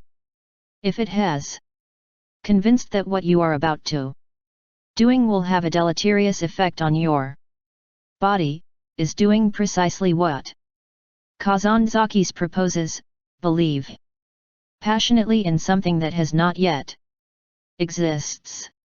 In other words, the damage it brings to your body with what you are about to do. It is but a thought, does not about of a physical reality. However, if clings to that thought, facilitates process of making it a reality. Physical. Suppose now that you decide to believe passionately in something that has not yet exists, and that something is you with a body perfectly healthy, composed entirely of the well-being that characterized when it materialized in a physical soul. In addition, it includes the belief that your body is capable of converting any fuel you receive in healthy and happy cells, a radical idea. Maybe because most believe rather quite the opposite. Anyway, believe it passionately, although that reality does not exist yet. By adopting the idea that your brain and your body are able to convert any fuel in healthy cells and happy, the process of looking begins around for evidence to support your belief, rather than shutting down to systems contrary beliefs, which do not produce health. Yes, you will say, there are many people who get what they want when they want, and they don't pay attention to diets, which are not obsessed with weight each day, and not only maintain a normal weight, but are happy. I will think like them for a while to see if it works. When you commit to that radical new idea, guess what happens? That begins to change their habits. Food. Why? Why eat healthy food in small portions? Makes you feel good, and feeling good is what the wish of 10 is about. Steps. But it has to start with a thought that makes you feel good, and is the following: everything that is well, I will instruct my body chemistry and my brain to convert everything that I eat in health. Has a whole new thought cycle to examine, and that new way of thinking passionately about something that does not yet exist applies also to be physically fit. Shape thought. Unbalanced. What are your beliefs about efforts to be made to be in shape and physically healthy? Is it necessary for a person suffers every day and has to carry out a rigorous exercise routine to be in good physical shape? Those are widely held beliefs that you must doubt if what you are looking for is one more life. Balanced. You want a body that looks great, and that you feel it. Thus, that is the desire of the 10 rungs. What kind of thoughts do you have to achieve that wish? Too much too often your thoughts are what continues, I am not an active person. By a lot of exercise I do, I can't lose weight or get in shape. No. I can't stand to run or sweat. I'm not destined to be an athletic person. Those beliefs, and many others like them, keep you on the lowest rungs of that ladder. They also contribute greatly to the obesity crisis and the existence of many diseases related to the lifestyle you originates with this kind of thinking. Collective.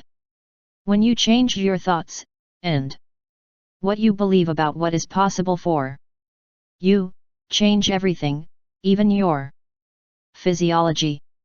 You must fervently believe that you are a specimen of perfect health, thus creating an image of himself in the make it look and feel great.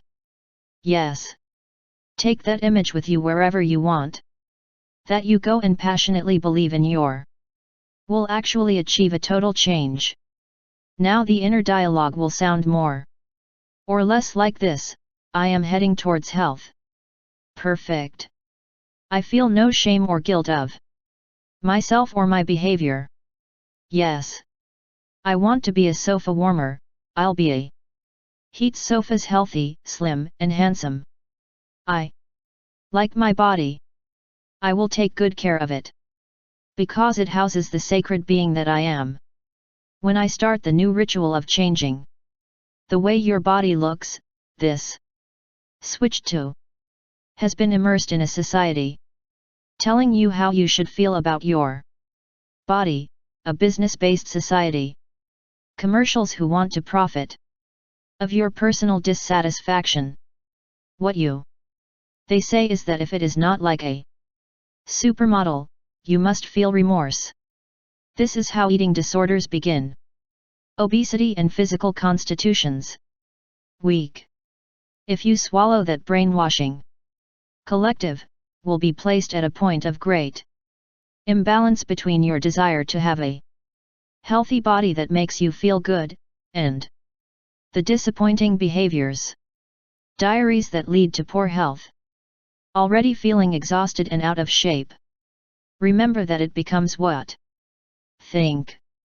Why think of yourself from a way that makes you have less health? Perfect? What is the point of looking at the body in its current state of deterioration and cling to a set of beliefs that guarantee that things will get worse? That's a radical new option for you. Passionately believe in what does not exist yet, and remember the Kazantzakis's observation that what that does not exist is what we have not wished. Enough. You can adopt a belief system that is so balanced that nobody, nor any pressure social, can weaken or leave love for himself and respect for the temple sacred that is your body. Then can experience what it feels like to believe passionately in something that has not yet exists. That new belief system will be the balance point that will allow you to enjoy a relationship kind, loving and healthy with her body, and change any self-sabotaging behavior. Act on your new and passionate belief in something that does not exist yet. As your beliefs change, their behavior is transformed. When can see himself as a divine creation that emanated from a source of pure and unconditional love, with a total absence of shame and repudiation of yourself, your body has no more remedy than to enjoy the trip. Decide what? Decide to eat, if your thoughts are, it is my intention that this food be convert into energy that makes my body more vigorous and strong, his body will begin to respond accordingly. On how much I eliminate the old beliefs that fostered anxiety, guilt, worry and even fear, Your brain will start to produce substances, chemicals that will restore balance. So it will feel good and create a healthy body. Yes, I say to reschedule your thinking so that you tune into your desire to be and feel healthy. Can change little behaviors. Healthy that caused poor health. An imbalance. That is a function of the law. As stated by William James, the father of modern psychology. There is a law in psychology that says, what if you train a mental picture of what you would like to be, and keeps it and retains that image time enough, soon it will be exactly as wished to be. That's how amazing is the power of our thoughts. But I also say something that goes beyond the idea of your body acting automatically on response to your reprogrammed thinking. When I start to balance expectations stereotyped for your body that does not are in harmony with your desire to be healthy and feeling good, you will notice another reaction. Automatic, their behaviors will spontaneously start looking for the balance with the expression of your wishes. It can happen gradually. But there it is, he sees himself living fearlessly or openly focused on your appearance. That wonderful conscience of self-acceptance combines with a strong desire to treat your body with I respect. Your eating habits change without there being a conscious decision to change anything. Stop counting calories and just enjoy what you eat. You know you can trust the inherent spiritual wisdom that is programmed in your DNA, in your connection to Source. Who created the baby that one day you were? You have discovered a better way to balance and enjoy your life, trusting in your thoughts to attract health you want. You can relax and enjoy your trip, consciously letting the Spirit intervenes through the energy of his thoughts. He has tipped the balance in favor of your wishes. Your ego, what do you know, identifies with his body, has been relegated to a less dominant role.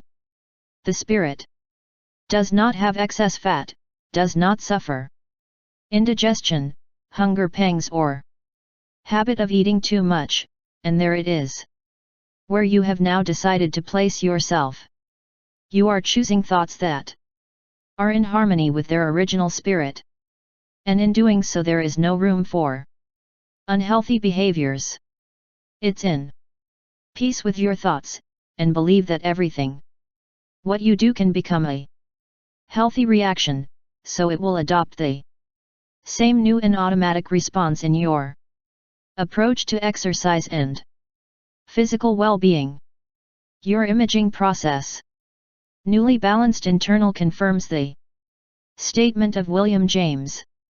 I am a divine human being, healthy and fit. Think about it. Create it. Even if you still see yourself as a person overweight and out of shape, say so. You too. You are starting the process of passionately believe in something you does not exist yet. Affirming it and turning it into your inner reality will trigger a new automatic reply that echoes your wish. What will happen later is that he will go out to give a walk. Then maybe he will participate in something that was not part of the balance of his life up to that point, maybe a race, a yoga class, or you will join a gym. All of that will happen without any effort, because you will act according to your thoughts. The imbalance between your desire for a healthy body that makes you feel superbly and persistent unhealthy habits are not remedied. Just changing those habits. You must have the firm determination to learn the art of passionate belief into something that does not yet exist, and refuse to let the image distort, for your fault or for the fault of others. Actually, you are not what you eat or exercise you realizes, but what he believes of the self that in this moment is originating from their thoughts. Be sure to remind yourself, I get what I think, whether I want it or if no. 6. You cannot discover light by analyzing the darkness. Balance your desire for prosperity and his scarcity habits. All men are free. Go all the way. Who can or are willing to arrive, but only the degree to which they think is what determines the degree they will achieve. Ayn Rand. God ordains that we have it all. By expressing life, we comply with the law of abundance of God. But we do it only when we realize that the good that exists is enough. Only when we know that all gifts from God are given a free and complete way, like air and the sunlight. Ernest Holmes. If I sought the light, I would dodge evidently the darkness. I would know with certain to spend time analyzing dark places, blind in the dark, no, would be the best way to discover and experience the light. Now change the words light and dark in this example by the words abundance and scarcity. The same logic should apply. No. You will find abundance by analyzing and plunging into the consciousness of the shortage. However, it happens often because there is a disparity between their desire for prosperity and the absence of is in his life. Read the quote from the beginning again. From the Ernest Holmes chapter, Al. Express life, we comply with the law of abundance of God. Think about it as in a legal dictation of God. Binding, as in a law. Even San Paul observed that God can offer all blessings in abundance. Me. I concluded that the prosperity is something that is always available, because that is the essence of the source from which it originates. If we come from unlimited abundance, then we have to be what we were. The scarcity does not come from the place where you were born or the cheese goods parents accumulated or their economy. They called the scarcity problem is due to the fact that you diverted your belief, pulling it away from the connection original, towards limitless abundance and began to live and analyze scarcity, the equivalent of darkness above mentioned. I ask you to do a change and analyze the light of prosperity, and correct that imbalance between what you want and the way you live. How you avoid expressing the life and does not fulfill God's law of abundance. To express life and being recipient of the blessing of abundance of God, you should know when you have thoughts and behaviors that unbalance your desires. The voice of his position on the scale is something I have repeatedly written in this book. You becomes what you think during all day. This is a list of situations that they cause imbalances. Insist on what is missing in your life. Conversations that focus mainly in what is missing in his life. Complain to anyone who hear about the reasons prevented from getting more. Cultivate an inner image of yourself. Same as a person who simply no luck. Those ways of thinking and being put into march an energy that attracts precisely what activates in your life. Yes. Think of scarcity, it will create scarcity. Yes. Talk to others about their shortcomings. It will only attract more deficiencies. If you analyze those shortcomings, then they will appear more shortcomings. I am aware that this can be simplistic, that is, change only your thinking and the money will enter baskets. But before it dismiss, think that an existence unbalanced requires you to pay attention to the barriers and in the resistances that erected in a world in which God can offer you all your blessings in abundance. Eliminate your resistance. Your desire to attract prosperity represents a spiritual requirement. Elevated. It is in perfect harmony with the law of abundance from which originated. Your imbalances are energies in the form of thoughts that, according to you, they will bring you prosperity desired. Here are 7 of the most common thoughts they make virtually impossible manifestation of prosperity. I call them 7 No. Magnificent, because every belief guarantees that you will be trapped in the scarcity as Ayn Rand describes in the quote at the beginning of this chapter. The degree to which they think is the determining factor in creating a life of prosperity. These are the 7 systems of thought that keep you unbalanced. 1. It is not God's will. When you blame God for not having it that you need or what you want, is resorting to a false justification for accept what you have to live on. Reality, as St. Paul reminds us, God is more than willing to offer us the blessing of abundance.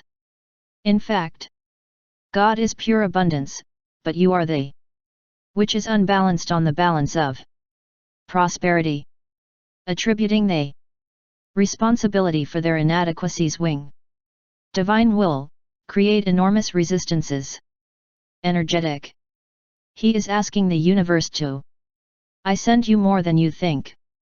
The solution to eliminate that barrier, which applies to the 7 energies resistance, is to change that belief. Carlos Castaneda, in Trip to Istlan said, if I really felt that my spirit is distorted, simply I would fix it, purge it.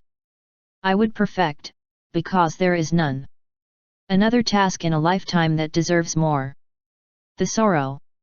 How do you fix, purge, and se perfect? You must first discover when you have a fallacious thought, and replace that thought with something like I am a creation of God. God's abundant. I must be what I was. Be like what I was means that God wishes that enjoy complete prosperity. That's how it is. How I will express life from now on. If necessary, write and print these affirmations and return to them until be a perfect reminder. Balanced. Its lack is not a fault of God. You have a choice, so choose from reconnect with abundance or be unbalanced, because he thinks that's the God's plan for you. 2. The supply is limited. This thought is a huge resistance restoring balance on the prosperity/scarcity balance. Thoughts like this is what we have to go pulling, and not everyone can be rich. We need poor for maintain world balance, so I guess I'm one of those. Poor are similar thoughts of limitation, and will not attract a life prosperous. In fact, they will make the goal totally unattainable. Again, the solution to remove that kind of resistance is purging it, and replace those thoughts with new energies that fit more harmoniously with the truth of the world where you live. Try to think of money as in an ocean. The supply is infinite, more than enough to satisfy your needs. The amount of money circulating around the globe does not decrease by much that you take for yourself. By what? Because, after all, money, like ocean water, it must return to its source. Just circulate, just like the energy It can take 2,000 liters of ocean, and it won't change. Here's how it works: abundance is collected from abundance, and abundance remains. Can discard entirely the idea of inadequacies and start to see money as an energy with an infinite supply, necessary for life, like air, water, nitrogen and carbon. 3. I don't deserve it. This is a simple rule of thumb. When you don't think you deserve a full life of prosperity, then it will attract precisely what you believe, which is, by, of course, a stream of scarcity and shortcomings. If you think attracting money to your life is somehow incompatible with a spiritual consciousness, then it is erecting barriers of resistance to stop that flow. If you want to live an abundant life and is attracting the opposite, it is obvious that it is energetically unbalanced. Its desire is highly spiritual, but what offers that wish is your feeling of no deserve it. And being what the universe is like, offers you precisely what you believe for being unworthy. To change that idea and rebalance on that scale, you must realign your desire with the energy of your thought. You must remember that you are a piece divine. Feel that it is not worthy of God's abundance is what same as denying your spiritual essence and also insult its creator. Remember, who has come to this world to be like God, but he walked away from that idea when believed more in their separation than in their unity with your source. Start to change that attitude. Unbalanced, cultivating an affirmation inside until it becomes your second nature. Silently repeat something like, I am a piece of God. A divine, individualized expression of God. I am worthy and I deserve everything God is and everything that flows in my life. The abundance I desire is on the way, and I will do everything I can to avoid, obstruct and resist that flow of inspiration. Divine. 4. I have abilities and talents. Limited. If you are convinced that you do not have the ability or talent to attract abundance, is overloading the scales with a continual supply of scarcity. That is a great sign of resistance, that it is disguised as an excuse to be insufficient in the beam of balances of the prosperity. Reread the observation made by Ayn Rand. She did not say it is the degree of talent which determines how far a person arrives. He said the degree with the what they think is the determining factor. Your inner vision will always make. May your innate talent triumph. Actually, yes. Trusts that skills or capabilities you need are at your disposal. Disposition is in good path. The first step, and the most important, is to forget all those excuses that you have made up about your inability. It is critical that you create a inner image of himself already wearing a prosperous life, though I still don't know has materialized. This is called think from the end. Forces you to start an action program that is in balance with your inner image. So, and that's the crucial part, must become the abundance that want. It is so, it should be, instead of look for it outside of himself. These 3 steps help you to discard the idea of that the situation you are in is due to a lack of talent. First, forget the excuse of lack of talent. Second, create an interior image on the that attracts prosperity. And third, act like it's what you want. Has so much talent as you have decided to have until this moment. Change the image, and Surprise, their talents too will change. When I was a child, and even in the university, they often told me no. Had what it took to be writer or speaker. And until I decided, you will follow my own inner images.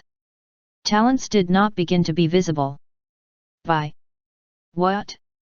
Because the more I developed my life from the equilibrium point of that I considered correct, more practical, had, and more aligned were me and him.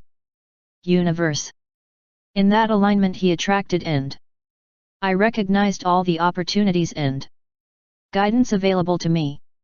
Yes. I would have listened to those who claimed know everything about my talents.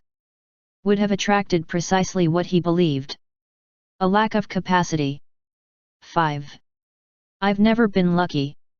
The universe you live in, and what lives in you, runs on energy and only with her. Nothing happens until something is moving, said Albert Einstein. Everything vibrates, even what it seems still. Your universe works with the law attraction, which means that the energy adjusts to other similar energy. Your thoughts are vibrations of energy. Low-rise thoughts. Those who are unbalanced with the source of energy attract responses from low energy of the universe. They high and spiritual thoughts activate identical vibrations, which bring what you want in harmony with your source. That being said, there is no room for luck in the universe. If you are in an accident, it is not due to your bad luck is not your fault.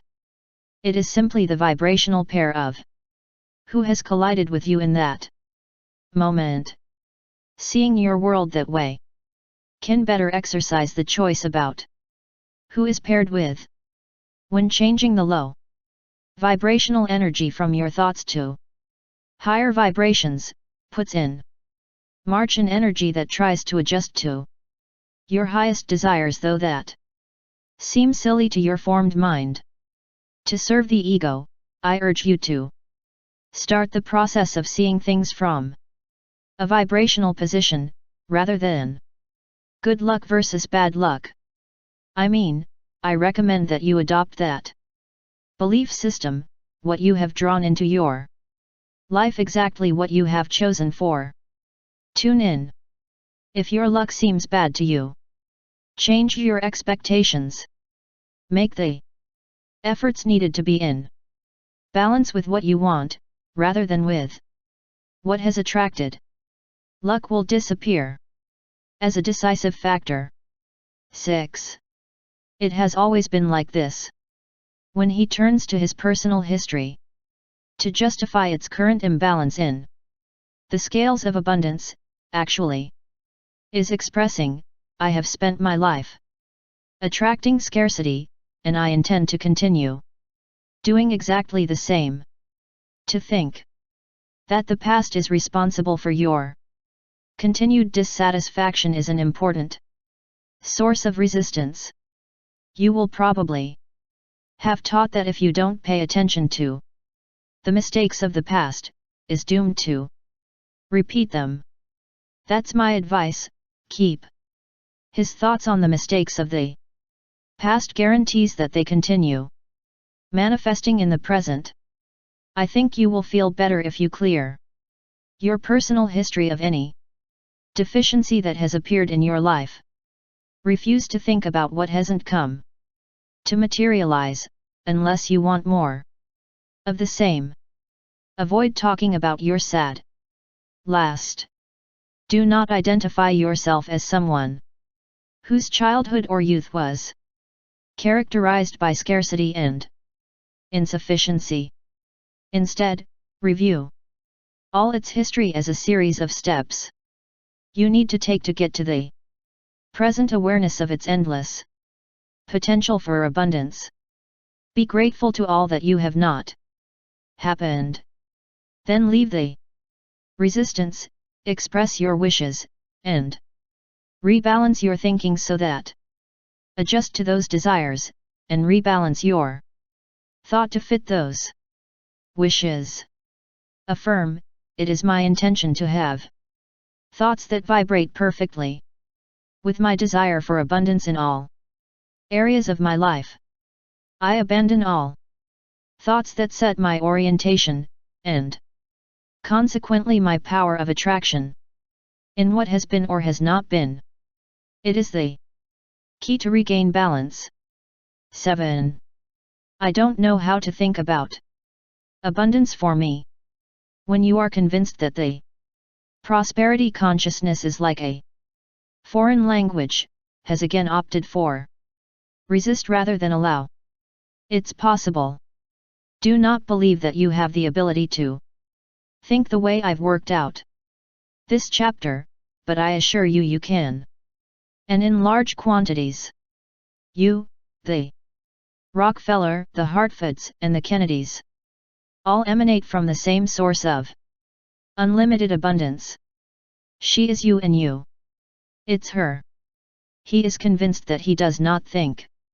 So because you have allowed yourself to believe in the separation from your source, can think of abundance, even if you never have practiced in your life. At this very moment, you can practice of allowing only prosperous thoughts lived in his awareness. Substitute I don't even know how to think like this by I am abundant. I attract prosperity, I am in balance with this wish, and I won't think of any another way. This is how you create new habits. Make that your reality, express a thought every time. Emulating Ernest Holmes, all of it means expressing your life to meet God's law of abundance. Its existence is a gift from a source prosperous and abundant of well-being. To be in equilibrium means that it is expressing life, radiating that awareness with your thoughts on. Consequently, your expectations support a way of life in beautiful balance. This teaching of the great Sufi poet Rumi encourages you to start each day with high vibes of expectations of being receptive to the messages of its source. The breeze at dawn has secrets. What to tell you? Do not go back to sleep. I remember this very morning when I have woken up, in the middle of the night to many people, and that morning breeze that reveals secrets to me at the dawn of each new day. You have the right to all divine gifts. Being in balance is one of secrets. Try it and do what? Do, don't go back to sleep. 7. Fight adverse conditions. Makes they increase their power over you. Balance your desire to live in a world at peace with the messages of evil with which they bomb continually. All the good you have comes from God. Everything the bad comes only from you. The Quran. Seeing and hearing the wicked is now the beginning of evil. Confucius. Daily we hear from different sources that the world is upside down, that evil is everywhere, and that terrorism is a way of life. They people seem determined to kill themselves more and more violently, while recruit the kids to blow up suicide bombs in the name of God. They radio, television, and the news on the internet give us an incessant display of the inhumanity between men. Family members antagonize, teenagers kill their peers at school, and terrorist cells shake consciences in every corner of the earth, from train stations to places of worship. I could go on to describe how we are continually bombarded by the media, but I will leave it because I would be violating the central premise of this chapter. What I'm trying to say is that we seem to live in a totally unbalanced world, where our desires for peace are challenged by a myriad of non-peaceful energies deemed newsworthy. But in this matter we can choose. And we can choose to energetically realign ourselves with our desire to live in this world peacefully, whatever happens around us, and despite the non-peaceful energy that we are subjected to very often. We must choose to maintain a quiet existence with ourselves, even when others foster fear, anger, and hatred on this violent planet. After all, massive collective effort throughout human history, by those in power, has taught people who to fear, and worse still, who to hate. Had we lived in America in 1750, we would have been told that it was our patriotic duty to hate the French as well as Native Americans. 25 years later, they would have told us that we should no longer hate the French, but the British. Now fast forward 87 years, and if we lived in the South, they would tell us to hate the North, and the North would say the same about the Southerners, even though they were related. By the way, it is no longer mandatory that we hate the British. Now fast forward 34 years, and it would no longer be necessary to hate the Spanish. In fact, it was acceptable to love again those who lived in a different latitude from our own country.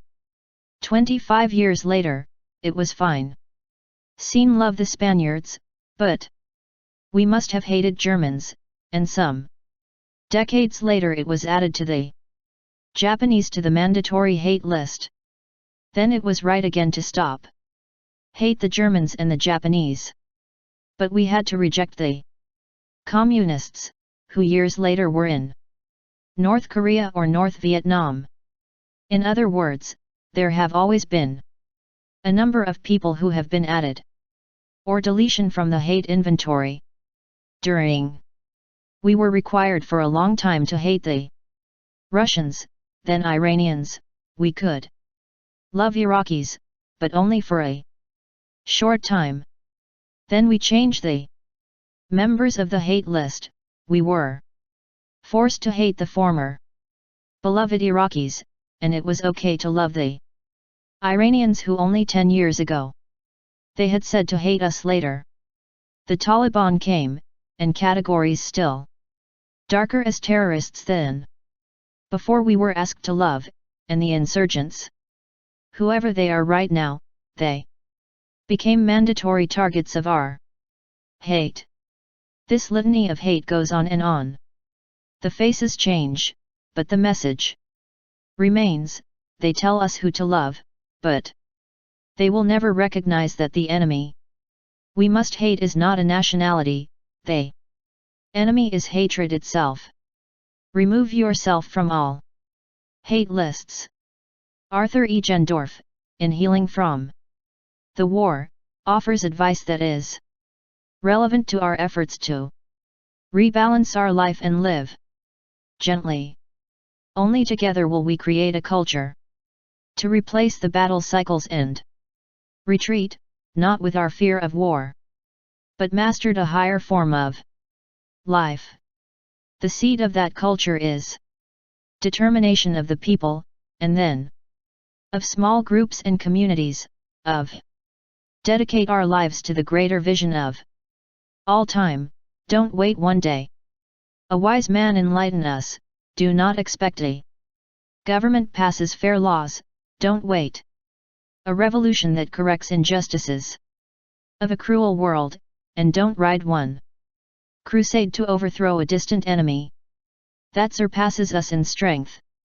Each one of us, alone and with all others, is responsible for creating joy, choosing an appropriate lifestyle here and now.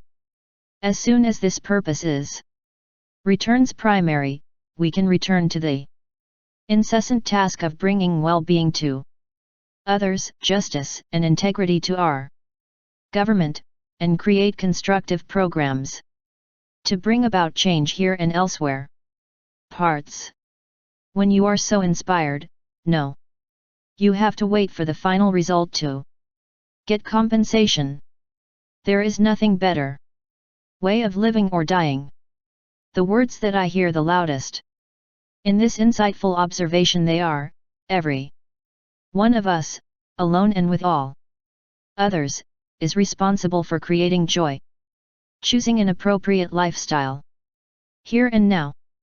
I propose that the first you do individually to create joy is removing hatred from your awareness. It may be surprising, but let him settle. Those who hate war are so responsible for the presence of this as what their enemies hate and fight with, in order to kill them. Those who hate the crime are part of the problem of crime. Cancer haters do an enemy of him and thus become part of the problem of that disease. Like everything else in this book, the secret to rebalancing life is not necessarily change your behavior, but realign and create a culture that replaces the cycles of battle and retreat. Every time we use the strength to resolve our disputes, we instantly create a counterforce, and this is largely responsible for the endless cycles of war that have characterized history. Human force, counterforce, more force. And the battles go on, generation after generation. The same is true in your inner. A hateful thought creates a thought of revenge, and then more hateful thought creates a thought of revenge, and then more thoughts. Hate in reaction to the above. And the really worrying is that those thoughts of hatred and revenge, they will define its existence. They turn into its point of attraction. Your initial desire to live peacefully, in a world that according to they say he's gone crazy, it's a wish. Spiritually balanced. 4. Materialize your desire, you must extend the thoughts that adjust to energy of that desire. Hateful thoughts will not flourish in their desired quiet, and the reason, repeatedly stated in this book is this: it attracts more and more of what you want to eradicate. Break the cycle. You can get rid of hateful thoughts, despite the news from the different media, moved exclusively for the benefits. How much? The more you believe in the message of hate, the more those who sell it will benefit. On change, you can decide to be an instrument of happiness.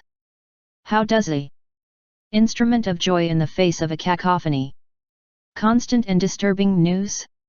Yes. Is in balance, has more probabilities of accessing the place of love and peace that you are. Remember your mission, and keep your desire to be on balance and in peace, affirming that by much that millions of people decide live in hatred, that is not your destiny. No. Decided to live in a world where everyone, they have the same vision. Your thoughts become, I am a creation divine, I choose to be connected to that divinity in all my thoughts and in all my actions. So how do you react when hear about dead people in explosions caused by terrorists, or in other situations that are not in absolutely peaceful? This is what you should think and say: I want to feel good. God. I did not join the war or the warlike thoughts. I am a instrument of peace, and send thoughts calm and loving people already. The places in the world that seem desperately need them. I refuse to collaborate with the energy of hate in no place and no time. The alternative to that kind of thinking peaceful are anger, hatred, and fear that align perfectly with a very unpleasant energy, and your reaction immediate is to seek revenge. A counterforce, and you are aligned with the same energy of hatred that caused the feeling of utter uneasiness. What if, in response to the terrorists' suicides, we would tend to the wounded and we will cry to the dead, instead of doing publicity of the tragedy in the news? What if no one reported consequences of that type of violence? No news. No movies. And if we choose to respect the pain of relatives and survivors. Marketing photos of your grief? N. If those kinds of thoughts emerged, when did those hateful acts take place? The people who perpetrate those incidents act on their own hateful thoughts, hoping others respond in the same way and that they hate keep growing. But if it weren't already news, if nobody paid attention to him, his acts would necessarily stop. You may be one of those people who stubbornly refuse to add low-energy thoughts to hate you surrounds them. By doing so, you can contribute to the disappearance of that feeling. May act individually to create more joy, resoundingly refusing to feel hatred in none of your thoughts. Break the cycle of violence in the world, not with the hate violence, but being your own instrument of peace. Choose to experience peace, focusing in their reason for being. The passage from the Holy Quran, 2. Beginning of this chapter, states that all the good you have comes from God and everything evil comes from you.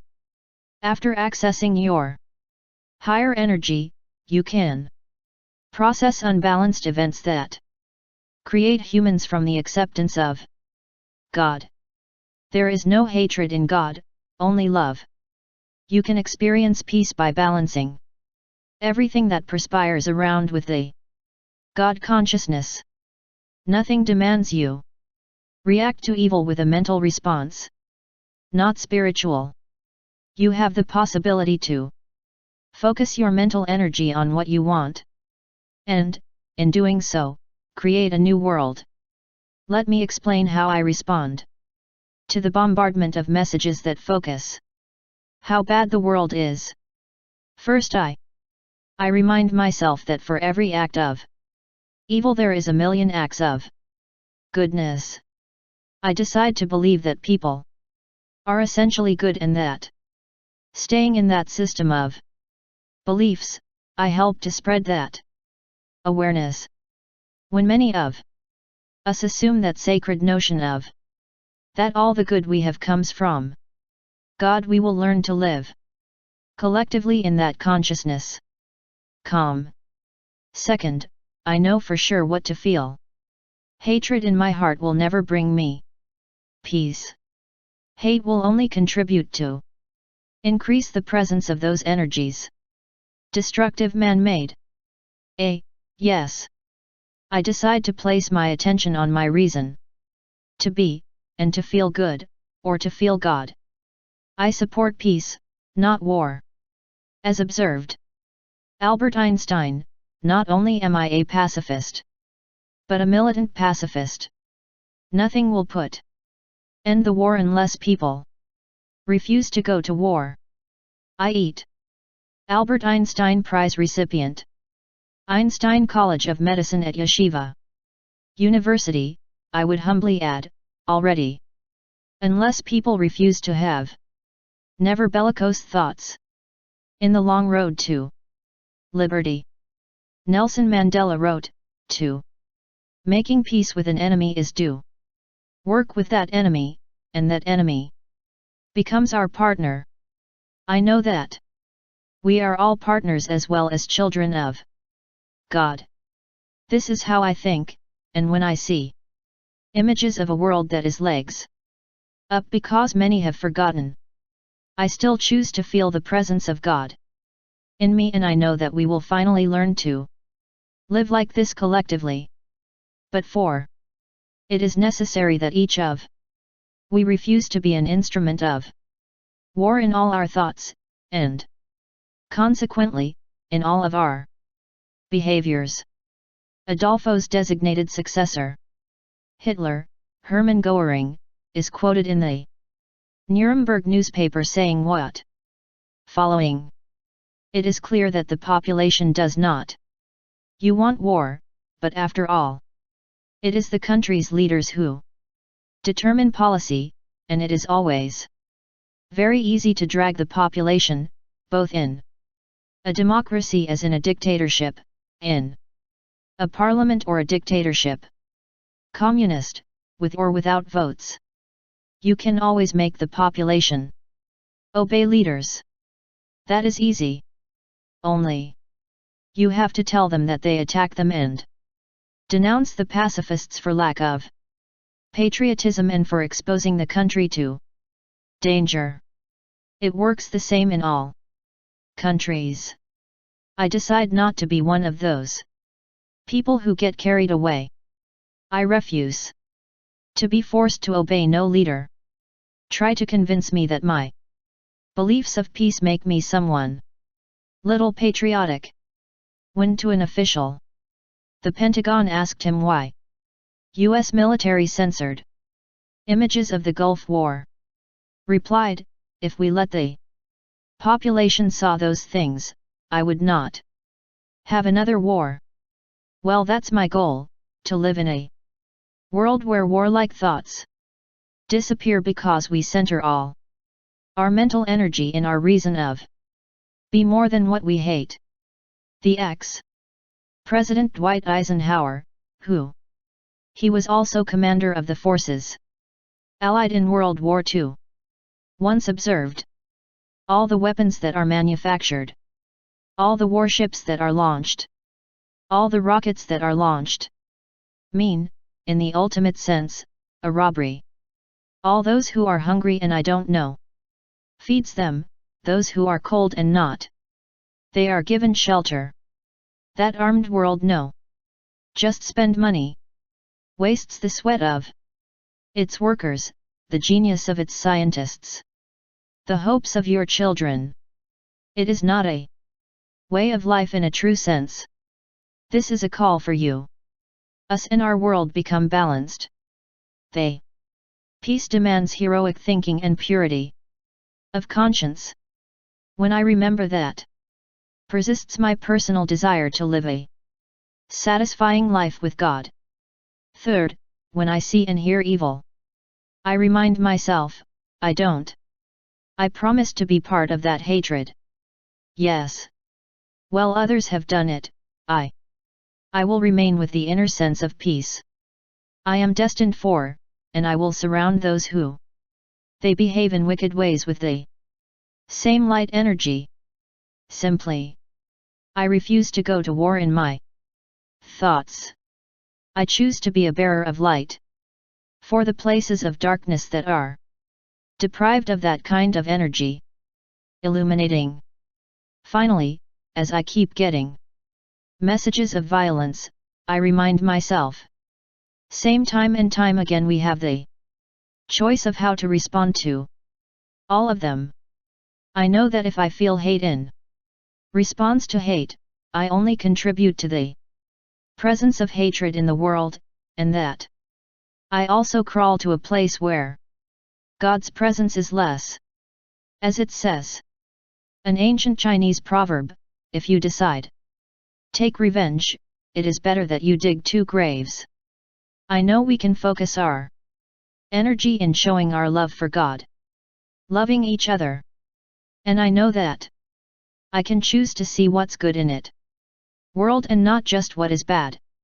When those messages of violence and hatred they pounce on me, I hit the button, mute or even the off button, and I remember what the Dalai Lama said.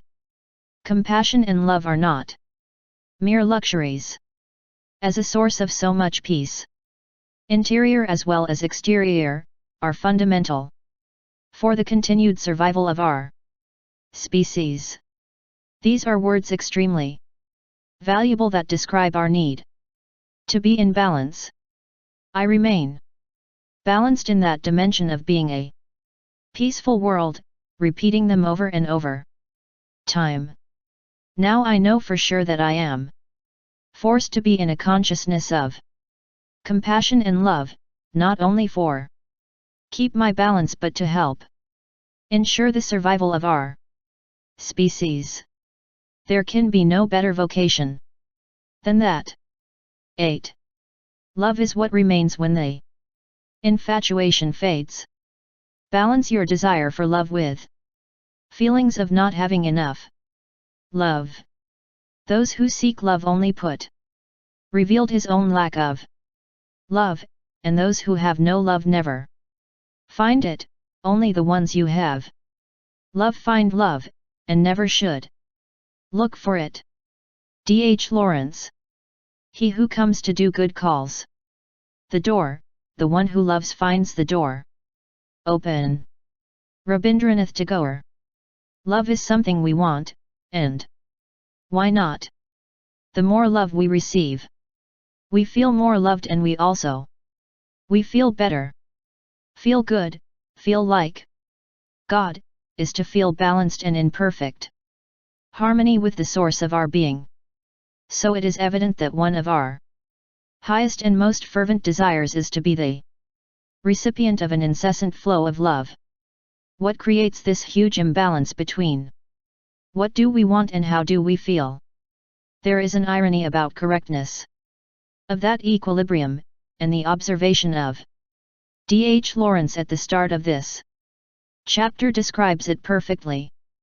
Like all imbalances, important things that I have described in this book, rebalancing always involves a realignment of energy, which is not gets just memorizing strategies or adopting new behaviors. Rather, it is essential to know what kind of vibrational energy sends out your desires on. In this case, his wish is to feel good, having as much love in your life as can balance. That is not achieved by demanding or searching outside of oneself. The key part of the quote from Lawrence is, only those who have love, they find love, and they never have to look for it. Later in this chapter, I will return to these significant words. However, before looking for ways to apply that concept in your life, you would analyze the following statement of Lawrence: those who never have love, they find love. If there is little love, it means, at least in the interpretation of Lawrence, don't we have love? Let's study this idea. The lack of love in this imbalance. If you ain't getting the love you want, it is advisable to explore what are the causes of that state. Evidently, most of us want to blame this lack of love to some factor external to ourselves. It's a waste of time and energy, but often feel good to do it because guilt seems relieve pain, albeit briefly. Without, however, the energy of guilt makes let's stay unbalanced, whether we blame ourselves as others. Being balanced is based on premise that you receive in life that with what is aligned. Have read it so many times throughout this book that you know what I mean. You get what you think. Although you can justify your state of lack of love with thoughts of no, be appreciated, or choose to see the world as a place without love, you will follow experiencing the imbalance of no feel good because you don't have enough love in your life. Wait for the others, or that some kind of movement in the world that restores your balance won't work if you don't know. Undertakes to take responsibility to change your way of thinking. If you delegate in others, that change will be giving the controls your life to someone or something outside from you. And that will lead you straight to disaster. The point I wish to highlight now is, what if the feelings of feeling let down in the realm of love form part of his life? It is because he has aligned your thoughts and behaviors with the lack of love. As it does, not being able to match his desire to love with thoughts that harmonize with the force of your desire. For example, I have never been able to maintain a love relationship. I'm not enough attractive for someone to love me like I want to be loved. The people are cruel and take advantage of me. I see hostility and anger everywhere. East. It's a world without affection, with a shortage of love. All those thoughts, and other similar, create a point of attraction. That is that it is unbalanced with a desire to receive abundant love. Attracts in your life precisely what is thinking, and has inadvertently signed up to club without love, with the affiliation that includes the majority of the population, is, say, people who are let down by the amount of love they don't get introduce into their empty hearts. This is reversible if you change your alignment and removes resistance to fulfill your wish of love. Begin by ending your search for love. What does the poet refer to by los who seek love only put of manifest his own lack of love? When you look for something, you feel that what you are chasing is what your life is missing. If it is love, for example, what is saying is actually, I am experiencing a lack of love, and in me search I hope to fill that void. But this approach is wrong, since instead of filling the void with love, just will get more unbalanced, and the lack of love is still your experience. By what? Because the lack of love weighs more on him. That love. Your thoughts are focused on finding what's missing, while his wish is that love flow into your life. That misalignment continues, attracting more than it lacks. Is thinking about the love that is not there. The universe cooperates, tuning vibrationally, precisely with what that you are thinking. How can do it the universe? Simply tune that vibration to your thoughts through the law of attraction. Must turn off the searchlights, fire the rescue team, and replace it by an energy of thoughts loving, an inner security of receive love. You originated in a place of the spirit that has been defined by the love. When you rebalance your life to that, your desire, your thoughts, and your attitude form a loving society, will realize that your wish is really an act of God. The longing for love is a desire to be more like God in your thoughts. With that awareness, immediately realizes to look abroad for what you already. It is a real stupidity. Nobody more can give it. As D.H. says, Lawrence, those who have no love never find love. And it's because those who don't possess love are focused on not having what they want, rather than focusing on what that they already are. Also, those who have no love, they think they don't deserve that love, that wish. And you know what? They keep attracting more evidence of his unworthiness. With the searchlights off, and departure, rescue of a person at rest, permanent, you can devote your attention to balance authentic means to your willingness to receive abundant love. That's the irony, summed up perfectly in the poet's conclusion when he says, only those who have love find love, and they never have to look for it. Become love.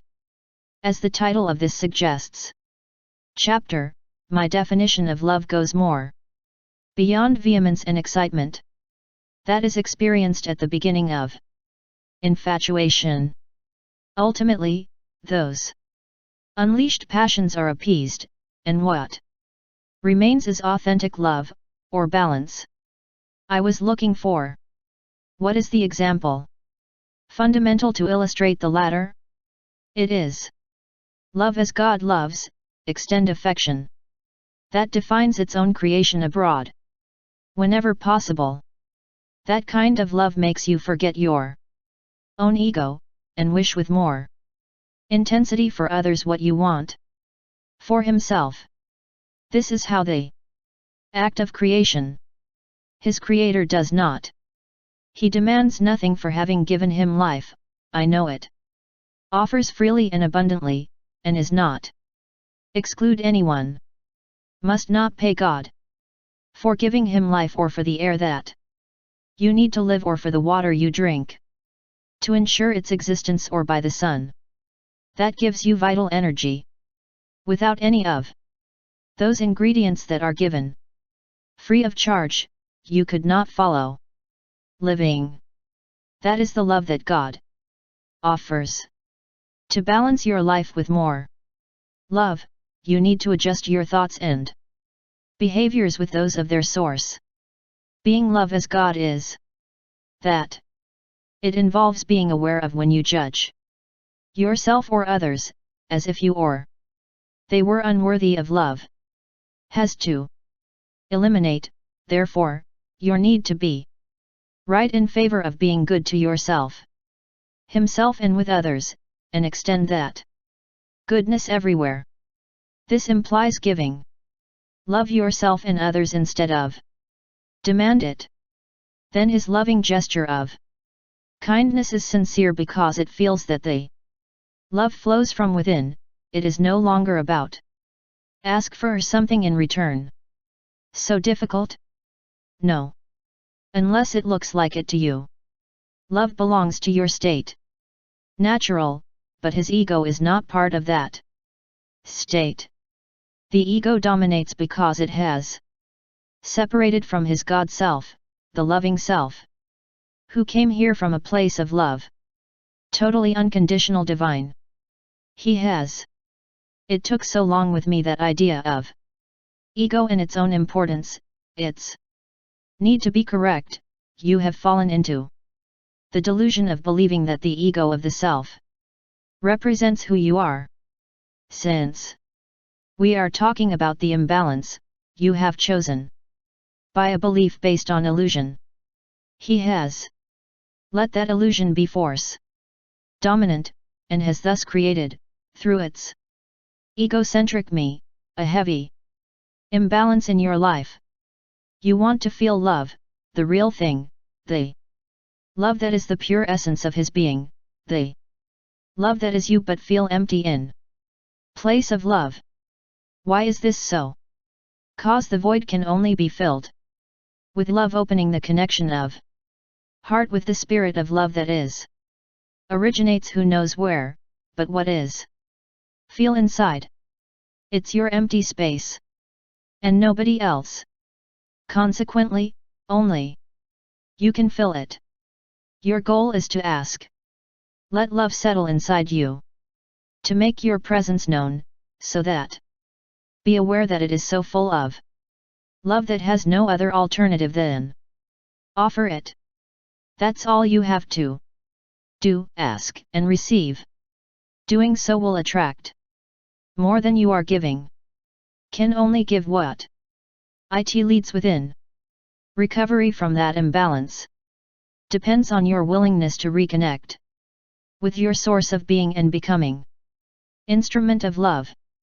Must swear, from this moment, see yourself exclusively in loving terms, and invite love to accompany you 24 hours a day.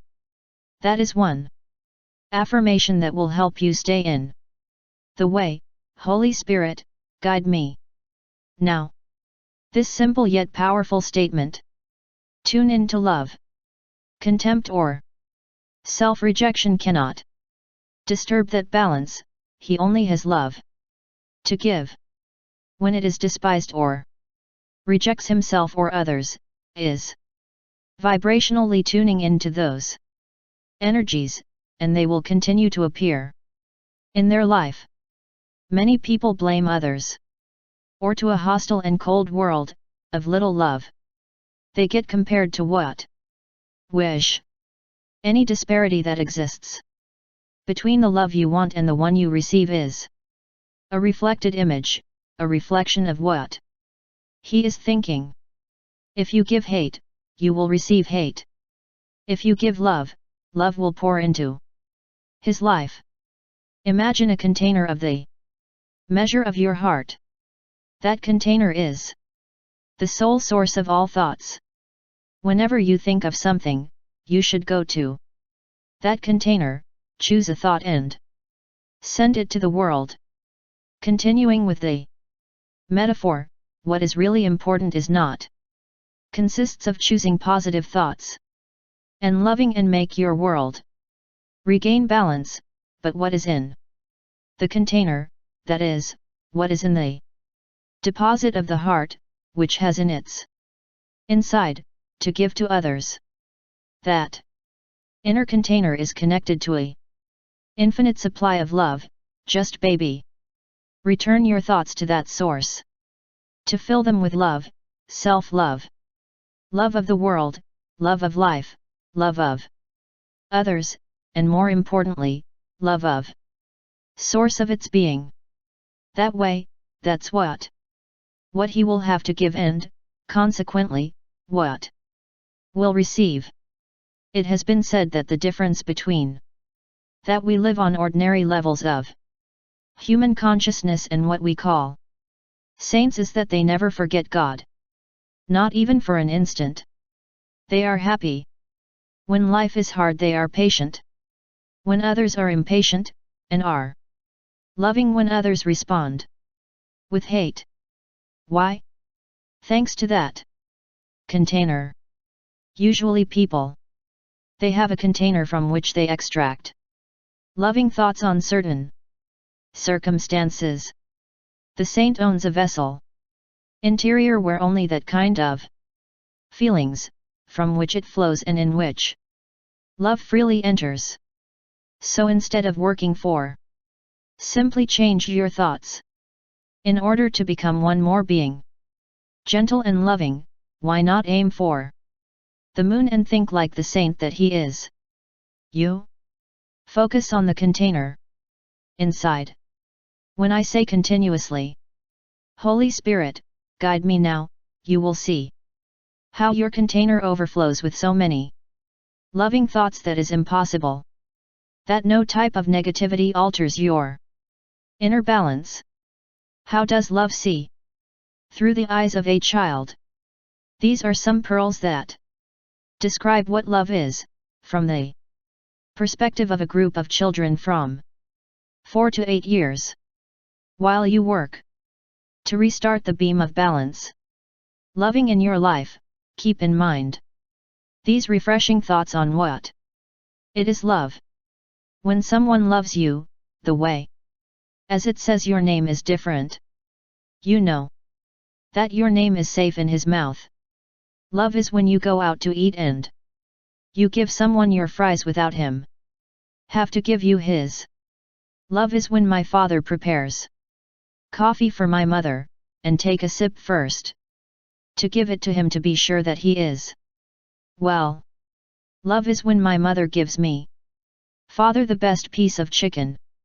During my piano recital, he was on stage scared to death. I looked at all the people who they watched and I saw my father greeting me and smiling. He was the only one I no longer had afraid. And my favorite is this. Love is what is in the room with you at Christmas if you stop, open gifts and listen.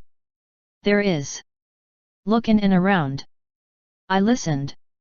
Love is what remains when the infatuation disappears, because the love is a limitless source. Offer it to others. Share your fries. Give someone the best piece of chicken. Greet and smile at the universe, and you will know. What did Victor Hugo mean when observed that love is the reduction of universe to a single being? Love is not only what remains when the infatuation fades, but also defines the source of. We proceed. Elizabeth Barrett. Browning describes in a poem the end of life as a return to pure love. 3/4 guess who's holding you? 3/4 death, I said. But then the dazzling response sounded. 3/4 not death, but love. So love is really what remains when even the body has Missing. 9. The earth is full of skies. Balance your spiritual life with your material life. Life in the world and life in it. Spirit are not incompatible. The Upanishads. Most men live without. Be totally aware that they are beings. Spiritual. Soren Kierkegaard. We must not think of heaven as a place where we arrive as soon as we abandon earthly existence. Plus, well, it seems to me that you want experience heaven here on earth. As the title of this chapter suggests, from a poem by Elizabeth Barrett Browning. The earth itself is full of skies. But do you see any sky in your daily life? Yes. The answer is no, it is unbalanced. Has probably done of your physical world the main center of your life, paying little or no attention to the heavenly part of your earthly existence. What does that look like? Imbalance. When you focus most of the energy of your life in the material world, is in a state of continuous concern for his own, and he feels as if I could never win the game. Life. All your mental energy is practically focused on what you have, and in what it does not have. Assess your world based on such material topics as what make of car you have, or if you saw the fashion. You may feel inferior because other people own more than you. This imbalance between the world, spiritual and material, usually involve have more debt. Your desire to possess bigger, better, and more expensive things leads to borrowing money and contracting greater financial obligations. To a short time, debts exceed your ability to pay for those acquisitions. Materials. When openly involved physically, and excludes the spiritual, focuses his life on winning, being number one, and establishing comparisons with others. Worrying about the material aspects of life leads to seeing one's existence in a superficial way, where appearance is considered more important than substance. In fact, what you see from the outside is superimposed on what you feel. What others think is the most important measurement tool, and how much you adjust to the criteria imposed from outside becomes the most important. A devastating aspect of the spiritual/material imbalance is the amount of time and mental energy devoted to financial considerations.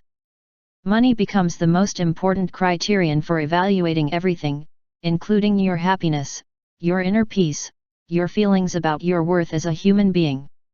Everything is measured in a grid of prices or economic costs. How much is it worth? What is the price? Can I afford it? Will it keep its value? Should I insure it? What if it is stolen? Will I be able to buy it again? Your inner world is full of thoughts of cost and money values. In metallic. In his imaginary balance of balance, the heavier side is unbalanced by thoughts that emerge from a consciousness in which the appearance, performance, and acquisitions are all you perceive. That awareness prevents you from recognizing that there, now, where he lives, is full of heavens. Instead of looking for heaven in the earth, is condemned by his process of thought to live with the consequences of that disproportionate vision of the life. The impact of imbalance. When you are unbalanced, your life is unbalanced to the side. Balance material, and the price to pay. It is very expensive. The most serious consequence is that he sees himself in a way false. Its true essence is spiritual. More than physics, but not capable of recognize it. Your infinite self is never born and never go dead. When you unbalance the scale of balance in favor of the material world, is identifying with an ally unstable that is always changing. It's your body, your possessions, your accomplishments, and your finances are fleeting. They come and go like wind. Every time you think you have accomplished an objective, either in the physical aspects or in quantities of money, something will change. In those forums, we'll always return to some form of struggle, uncertainty and anxiety. Your concern for being so materially unbalanced in the balance scale is full of stress and worries. His obsession with the body and with the appearance that it has turns to bitterness and anguish too. As you get older, and convert what you believed your real self in a mere I remember, in an illusion that cannot recuperate. Likewise, your possessions. They diminish, they become outdated, lose their value, or simply disappear due to its imbalance. In this dimension, it feels empty, without targeted and scammed. All the hard work and dedication you have invested in its acquisitions, achievements, and reputation are almost completely emptied of meaning. The result is disappointment, regret, and perhaps hostility towards him. World. But you can't blame the world for it. All that anxiety that leads to stress is avoidable if you choose to balance. Material/spiritual balance. Everything that you need to get is a balance, a cut clean between those two aspects of himself. Same. The title of this chapter, The Earth. It is full of heaven he intends to give. Understand that it is okay here and now, not in somewhere else, in the distant future, or after the death of your physical self. Heaven is here. Now, in this moment, when I find that point of balance. Match the balance of balance. Heaven is a state of mind, no a situation, since the spirit is in everything and everywhere. You can place the same level their material and spiritual life. Making a conscious decision to seek the unfolding of the spirit in everything. What I do and with everyone I know. Find. I personally carry it out. Making an effort to see my world like I'm watching it through of a lens that would filter the shape and all the material aspects of what I see, and that only allowed me to observe the spiritual energy that allows what I am perceiving. Try to get those imaginary magic glasses and see how everything seems different. The natural world is a nice place to do this experiment. Nature. When you look at a tree without those glasses, imaginary that filter the shape, you can see branches, flowers, leaves, and maybe mangoes or plums with his captivating glasses. The lines that form the boundaries of the tree are blurred, and there is a energetic vibration so fast that it gives a completely new perspective on tree. You see the spaces between leaves and note the silence of the acorn in that non-existent moment, or the bone of the command from which the first outbreak of creation, starting the whole process that will eventually become the tree that be watching. See the unfolding of that process of life, which exists inside the tree and that lets it sleep in winter and flourish in spring, to infinity, or at least as long as you stay alive. He realizes that the new handles are producing not only new fruit, but also an infinity of mangoes. See that life force in a single tree, stretching back and forth in a continuous stream of creation. Start seeing all of nature with that new vision: birds, ants, lakes, mountains, clouds, stars, everything. Deepen your vision so you don't see alone forms and limits. Appreciate the miracle that assumes your environment. By doing so, you will be balancing persons. Those new glasses let you see it all from a new perspective. Not anymore. Go high and low, dark and light, man and woman, old and young, beautiful and ugly. Their lenses blur the grating lines. People with cultural differences or religious, and does not see others only through your clothes or physical appearance or by the language they speak. All appearances are dissolved through filters in your lenses and in your thoughts. So now you see the unfolding of the spiritual energy in all people. Finding what you perceive is pure love vibrating in front of your eyes. See the goodness personified, see and feel the same vulnerabilities in all others that feel inside. See huge stripes of gentle and bright energy that connect. Your new vision prompts you to happily imagine that 2 people created, and 4 people created 2 people who created you, and 8 people created 4 people who created 2 people who created him. You.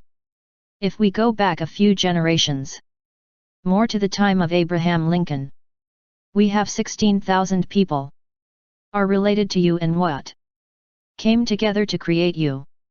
We can imagine going back to the time of Socrates, and amaze us with the calculation result.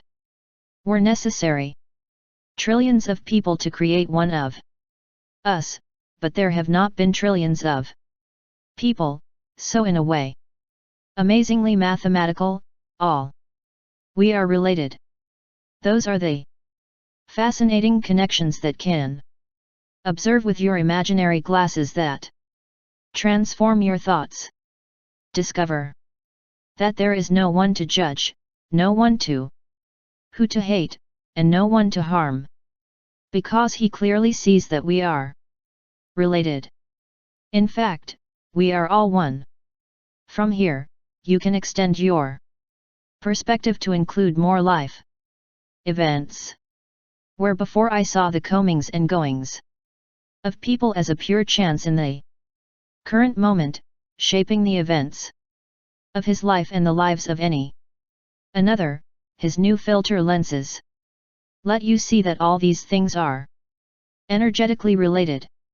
Now see a infinite network of laser-like energies that emanate from everyone's thoughts, melting life events of all in energetic perfection.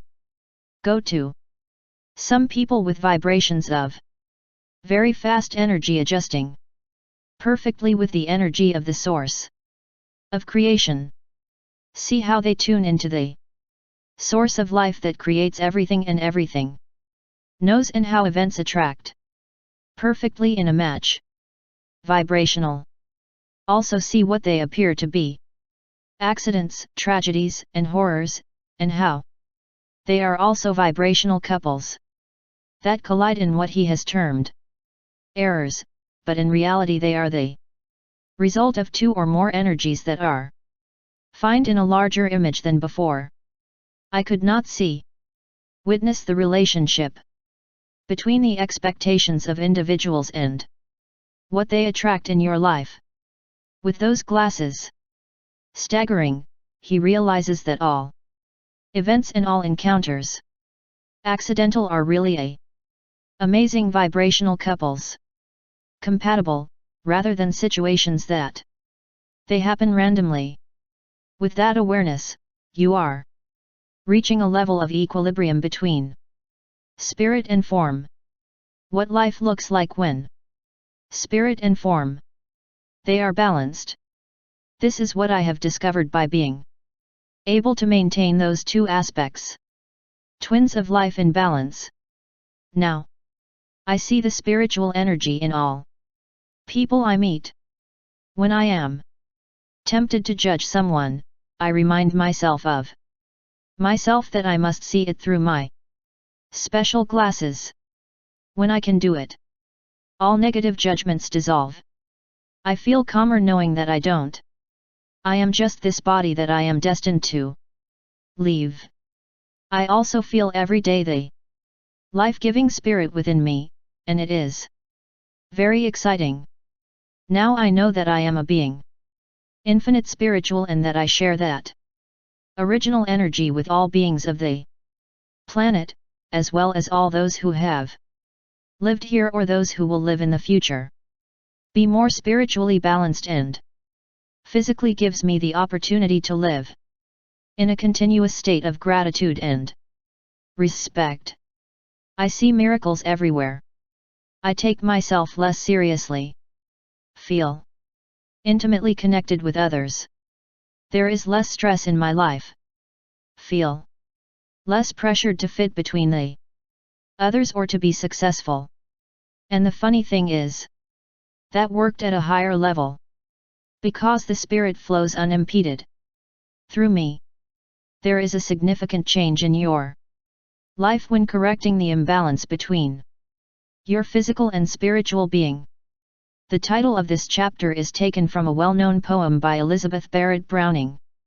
This is a fragment of the poem, "The earth is full of skies, and every bush burns with God, but only the one who sees, takes off his shoes, the rest sit down and pick berries."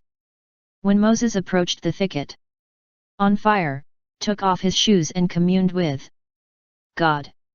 You can change your focus and see with new eyes, encouraged by their thoughts.